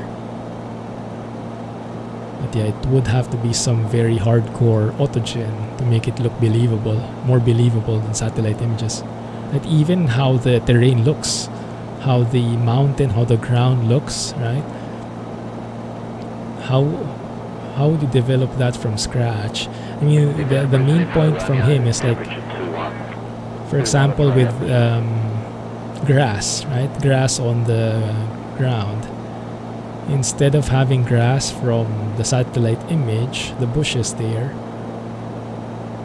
if the simulator renders the grass from scratch, then it can have like limitless resolution. So it doesn't, if you go get close up, it doesn't have to be it doesn't have to look fake. But then again, if you think about it, that's exactly what Microsoft Flight Simulator is doing already, right? It just mixes both of those together. It has satellite images, but in addition, with Black Shark AI, it actually adds the buildings on top of those building satellite images. It adds trees to those which are those images that are bushy, right, or grass. So they already are doing that, but they are also showing the satellite image in addition, so that you get those small details that are not yet captured by the AI. So yeah, in a way, I guess you could say they have very similar methodologies from that point of view. Hey Kyle, thank you for following. Welcome to the channel. How are you? So I'm looking for M1. Should be this guy already. Should actually see it, I think.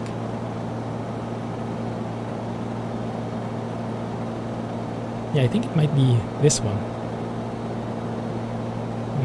That looks bigger, right? Yeah, that's probably the motorway.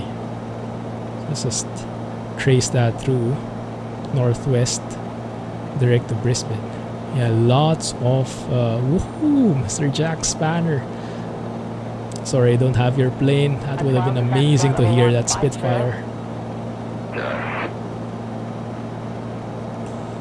So yeah, lots of buildings in Brisbane. Lots of custom buildings in the sim. Let's go and tour around there.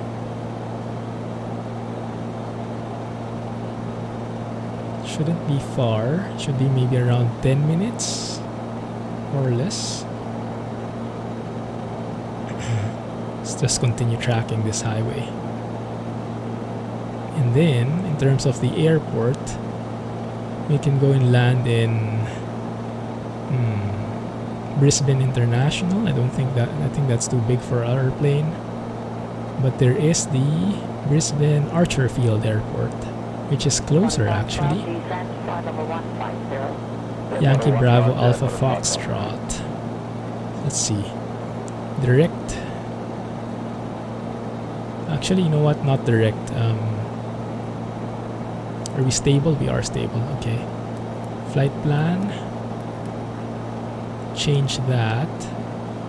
Oh, look at that. There actually is a meter for the destination airport. That's pretty nice. Can I clear that? Yes. And then instead go to, what was it? Yankee Bravo Alpha Fox. Brisbane Archerfield. Yes, that's the one. Yeah, enter. Yeah, good. Looks good. And so from us,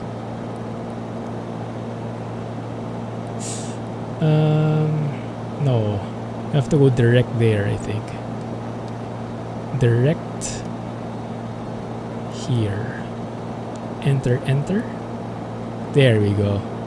That's more like it. Okay. So at least we have an idea where we are going. And then let's go and declutter that a bit. Looks good. Alright, we're level. Hey Acklins. Thanks for following. Welcome guys. Hey. Yes, definitely Kyle. Definitely. Filipino here. Very good. Cebu. Everything is amazing. The food is amazing in Cebu. Where are you from, Kyle?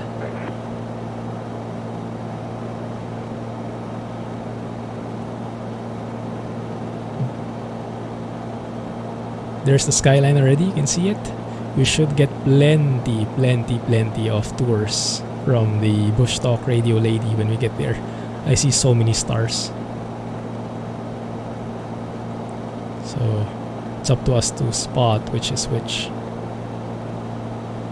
Align the heading bug. And let's get the METAR. Maybe we can see it from here. I'm not sure if this airport has a weather station. I doubt it. But we can use Brisbane's, I think. Bravo Bravo November, just so we get the QNH. This guy. 1017. Okay, let's get that. 1017. There you go. It's perfect actually. Stay at 1,000 feet.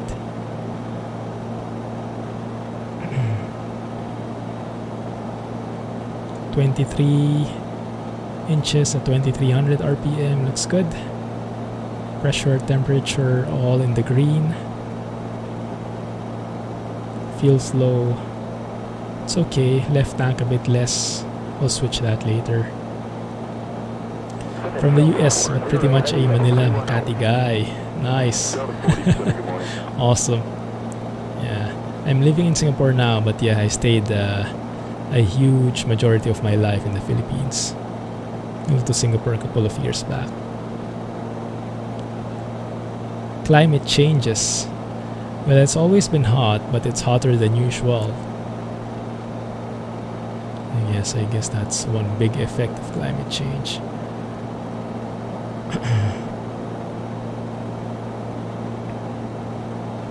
I wonder where Mr. Jack Spanner is. Let's go outside a bit, guys. It's going to get a bit noisy. Bear with me. Here we go. Can you see him?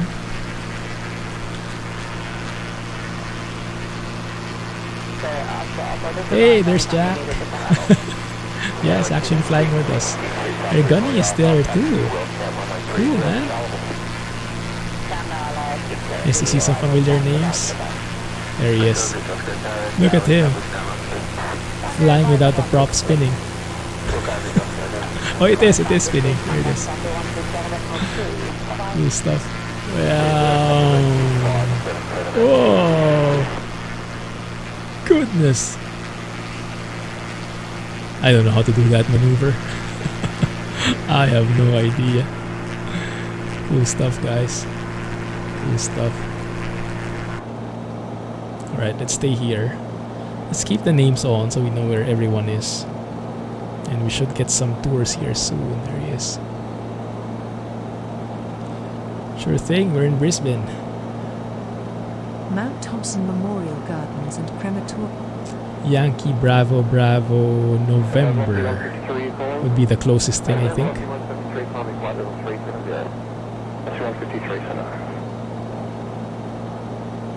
There we are. Let's go around the city before we land.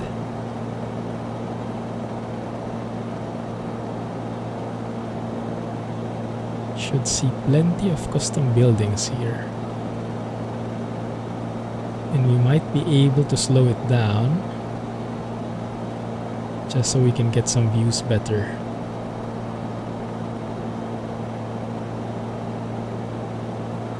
See how low I can get the manifold pressure and still keep it stable. Let's try 18 inches. Is that too low? We'll see. So I'm starting to descend because I'm losing power, but I'll pull up and trim it so we can keep level and just slow it down. So we're trading speed for altitude. Brisbane, Turrbal Meanjin, is the capital and the most populous city in the Australian state of Queensland, and the third most populous city in Australia. Brisbane's metropolitan area has a population of over 2.5 million, and the South East Queensland metropolitan region, centred on Brisbane, encompasses a population of more than 3.6 million. The Brisbane Central Business District stands on the historic European settlement and is situated inside a peninsula of the Brisbane River, about 15 kilometres from its mouth at Moreton Bay, a bay of the Coral Sea. The metropolitan area extends in all directions along the hilly floodplain of the Brisbane River Valley between Moreton Bay and the Taylor and Diagula mountain ranges. That's a Story Bridge, it looks sprawls like. across several of Australia's most populous local government areas, most centrally the city of Brisbane, which is by far the most populous LGA in the nation. The demonym of Brisbane is Brisbaneite, whilst common nicknames include Brissy, River City and Brisbane.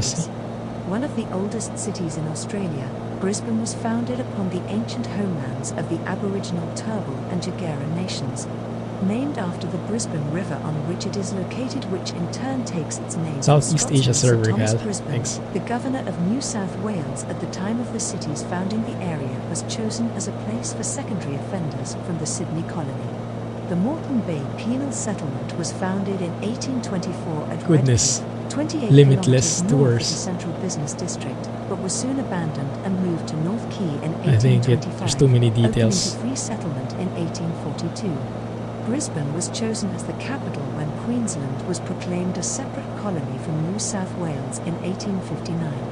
During That World looks War very II, good. Brisbane My goodness, played a look at central all role those in kinds the of Allied bridges. campaign and served as the Southwest Pacific headquarters for United States Army General Douglas MacArthur. A diverse city with 32.2% of its metropolitan population being foreign-born, Brisbane is classified as a global city and ranks highly in ratings of livable cities. Brisbane is well known for its distinct Queenslander architecture, which forms much of the city's built So many. heritage. The city is noted for it's its a bit too cuisine much. brunches, outdoor dining, and rooftop How can I bar stop scene. the tour? Okay, stop. Pause it first. It's a bit too information overload. I think at this point we just want to Brisbane appreciate Sky Tower is a 270.5 the meter view. skyscraper at 222 Margaret Street. Okay, thank you, lady. I think we're good. Let's just appreciate the view for now. That's a good question, Beer Slayers. I was actually looking for some mods. I haven't seen one. A V-tail Bonanza. It's a classic, right? It's an older series Bonanza. They stopped making that due to some safety concerns. I think normally it flies well. I think it's just when you push it past the safe envelope, it tends to get a bit wonky. But it's not a bad plane at all, and it is very iconic, right? So yes, I would want to fly one too, but I have not seen one. Let me know when you get a chance to spot one of those nice mods. I wish the Bonanza improvement mod would add a variant for it. Cool, guys. Welcome to Brisbane. Who is that? Mr. Jack Spanner, also touring the city. Your grandfather owned one. Oh, cool. I watch a YouTuber. Her name is Stevie something. She has a Bonanza C35? C30, I think? C36? One of those. But yeah, it has a V-tail. And she was mentioning something about the fuel system being overly complex. Like there's a left and right tank, then there's an aux tank at the tail, and then the indicator of the fuel tank can only show one tank at a time, so you cannot see both left and right at the same time. So you have to make sure that if you're looking, that you're looking at the right fuel tank when you're trying to know your situation. So like us, we're lucky we have this one, right? You see both the left and right at the same time. There, I think you can only see one at a time. And you have to like flip a switch to show which tank you're looking at. And if you forget to do that, then yeah, you're looking at the wrong tank and evaluating and most likely burning from the wrong tank. Also, one thing is the aux fuel pump, the aux tank rather, at the back, I think it's a bit tricky because you can easily get out of center of gravity, right? If you have too heavy tank at the back, fuel at the back, and you don't burn it off properly before you land, your CG on landing will be very tricky. I saw Gunny. Where was Gunny? Hey, Gunny, what are you flying? So let's switch tanks here. Oh crap. I always flick the wrong direction. Okay, looks good.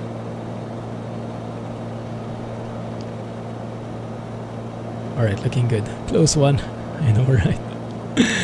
Got a splash. Thanks for the raid. But yeah, the Bonanzas are very... the Bonanzas have a very nice personality, especially the older ones. And those are the kinds that are quite nice to fly in the sim, right? In real life, maybe it's more of a hassle. But in the simulator, we want those. We want to be flicking switches. We want to be maintaining stuff, making sure everything's working manually. That's the increases the immersion of the sim. So let's have a look. Is there an approach for this one? 1 second, let me have a look at Brisbane. And maybe wind's coming from the southeast. So same as in where we came from. Oh crap. 1 second, let's get back to our 23 inches of manifold pressure. There we go. Procedure, let's see. Select approach. We do have RNAV, cool. RNAV Zulu, 10 left, 28 right. I think 10 left would be perfect. LNAV plus VNAV, okay, that looks good. And then we can say vectors maybe. And then activate. Wait, why are we still descending? Okay, so we are actually overflying the airport here, I think.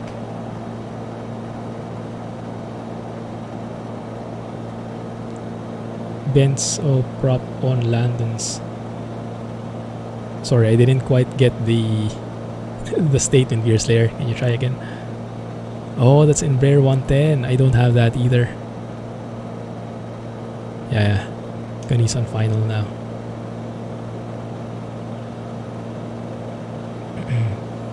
So what we need to do is to follow the descent checklist. Set the baro. I did that. Cowl flaps. I thought you opened the cowl flaps on descent. Or maybe that's only on the approach. Yeah, maybe. Okay, power, mixture, manually enriched as the airplane descends. Okay, let's go full rich later. Temperature, flaps, descent checklist complete. Okay. Alright. Here, flaps, yes, cowl flaps, let's open them. Mixture, let's go full rich. Landing gear, what is the speed for the landing gear or extension? It said here, not really.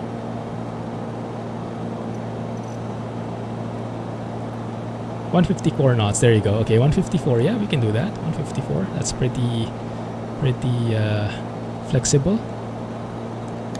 Landing gear going down. Landing lights, set that on. Taxi lights as well. Propeller, we're going full forward before landing checklist is complete. Okay, good. Looking good there. Hey, game purist. Unfortunately not, game purist. This is not included. This is actually a mod. Well, we do have the G36 in default, but this has been modded out. Maybe let's pull back on the RPM just a tad, so we wouldn't go that go towards that red line. Yeah, it's one of those planes that have been modified by the community. So I'm expecting when the propeller effects have been implemented in the sim, it will get updated, not officially by Asobo, but by the developer of the mod. Okay, that looks good. Right downwind here. Start turning base. Actually, there is one guy in front of us. Let's maybe extend our downwind. Let's land behind him. Generic. Is he landing? Actually, I'm not sure. To be honest, I'm not sure.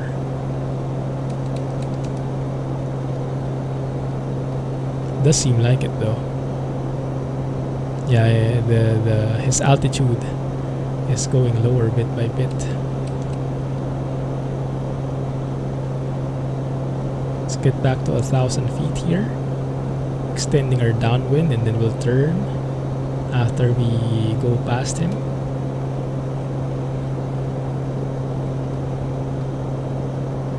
Okay, looking good. I don't see him anymore. Okay, let's just follow it through.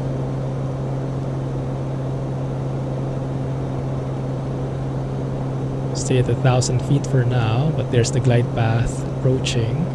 So we'll follow that down. I could easily have done a visual approach here, but I also wanted to check the RNAV approach from the G1000 NXI, if it's working properly with this plane.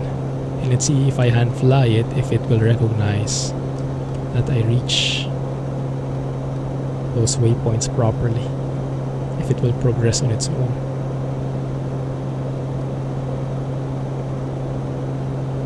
Good.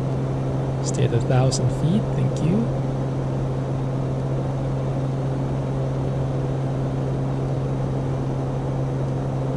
Don't have visual of the runway yet. I do have visual of Brisbane though. This place looks amazing, yes. Very nice work by Asobo. Hey, there's someone there too. Oh yeah, I think that's the one. That might be the guy.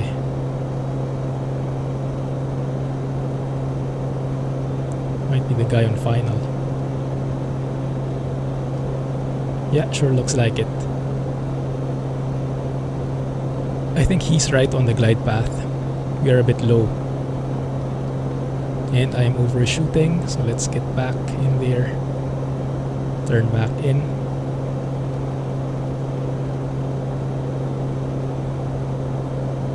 Good. Let's follow him in.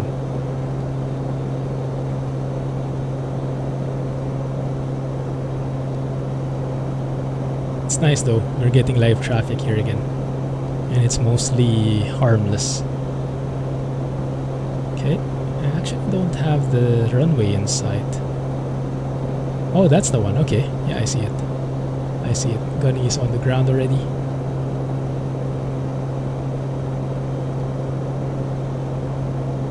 Do we have winds? Actually, I'm not sure. Maybe the winds are not shown. 1 second. Why is that on suspend? We'll go suspend. If the options wind, option 3, there we go, that's what I want. Right. Hey KD, how are you? Did someone just swoop by us? That might have been Jack. Alright, let's do our checks. Gas. Yeah, right tank. Undercarriage we have 3 greens, yes, and flaps will follow. Mixture, full forward, props, full forward, switches, landing lights are on. How about the aux fuel pump? Do we need that on? Not sure if in this plane you do that too. There we go. Start descending.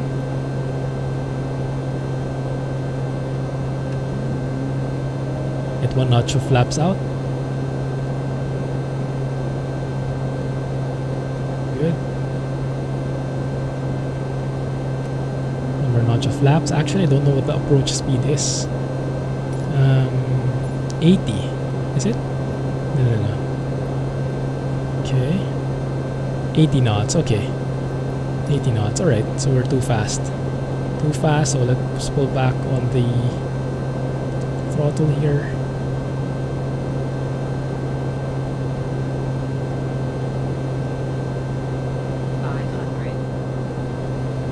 Pitch up.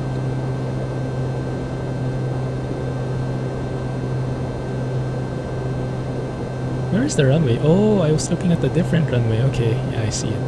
It's the dark gray one. Alright, Mechanical, have a good one, man.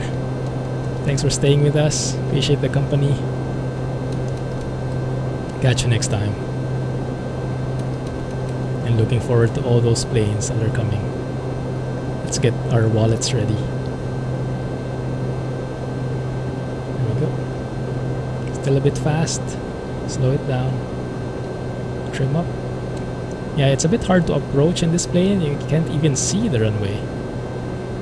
Don't think this is the right one. I don't know. Looks wrong to me. You can't even see the numbers. Like, I would expect more like that maybe. Right? Maybe more like this would be appropriate. Bit of crosswind coming from the right.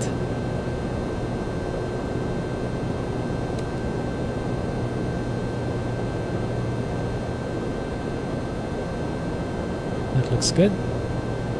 Stable. of left rudder, right aileron. Oh crap. Okay, not too bad. Okay, not too bad. And right aileron deflection. I'll take it, thank you.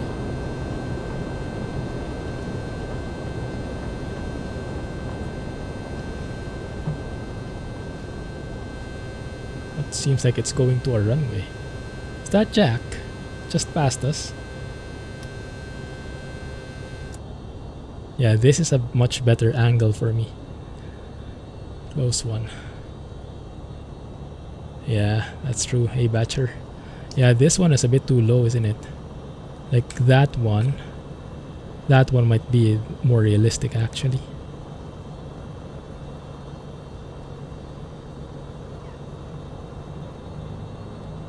Let's get off the runway, maybe. Pull back the mixture.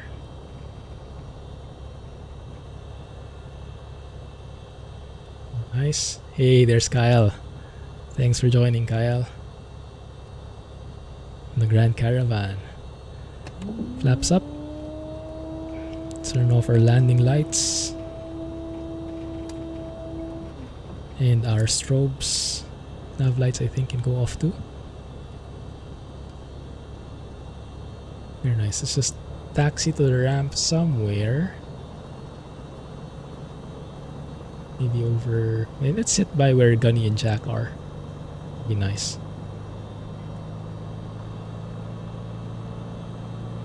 Let's check our instruments here. Bus voltage, CHT, oil temperature, pressure, everything looks good. Fuel a bit low but nothing too fancy. Nice. Good. After landing, cowl flaps are open. Yes. Flaps are up. Yeah, those are set. Trim tabs, set those back to neutral. And this is something we would want to clean up because next flight we would need to worry about them too. Right, here we go. Buses tide alert illuminated. That doesn't not showing up for me. Should it be? Maybe when we're slower. Maybe when we're stopped. We'll see.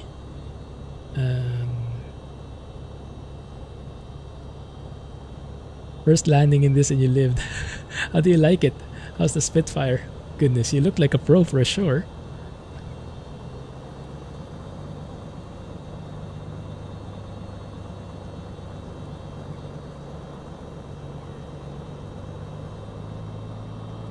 It's loud. Sure looked like it. Interesting trivia, KD.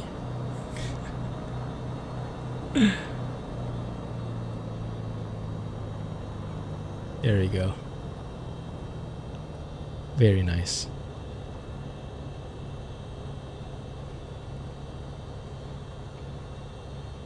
Right beside here.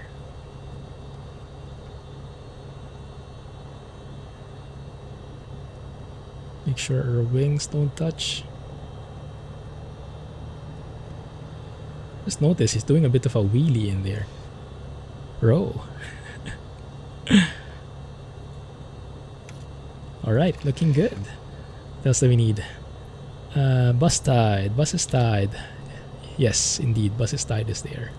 Good. Parking brake is set. Avionics, let's go and turn that off. I like that blinking reversionary mode. Electrical equipment, excluding batteries and alternators. I guess I'll turn those off. Hey Alex, goodness, 54. Mr. 54. How are you? Thanks for joining, man. You didn't see Jack doing the maneuvers. Throttle to 1000 RPM. Really? Why?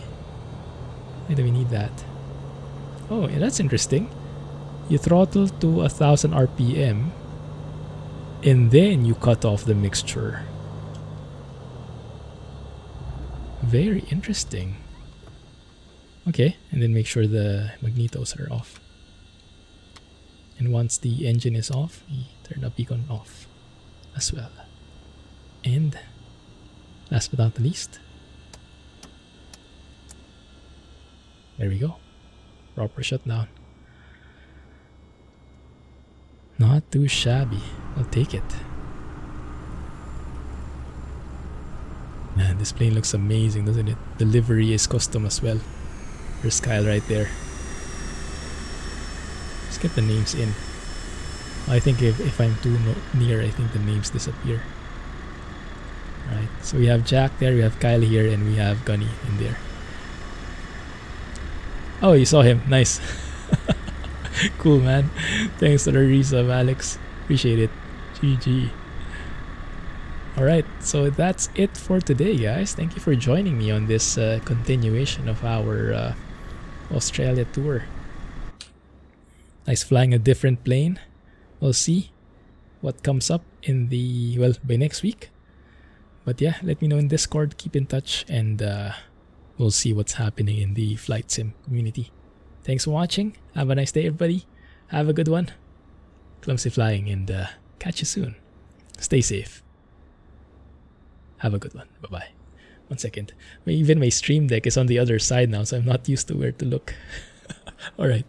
Have a good one. Stay safe and bye-bye.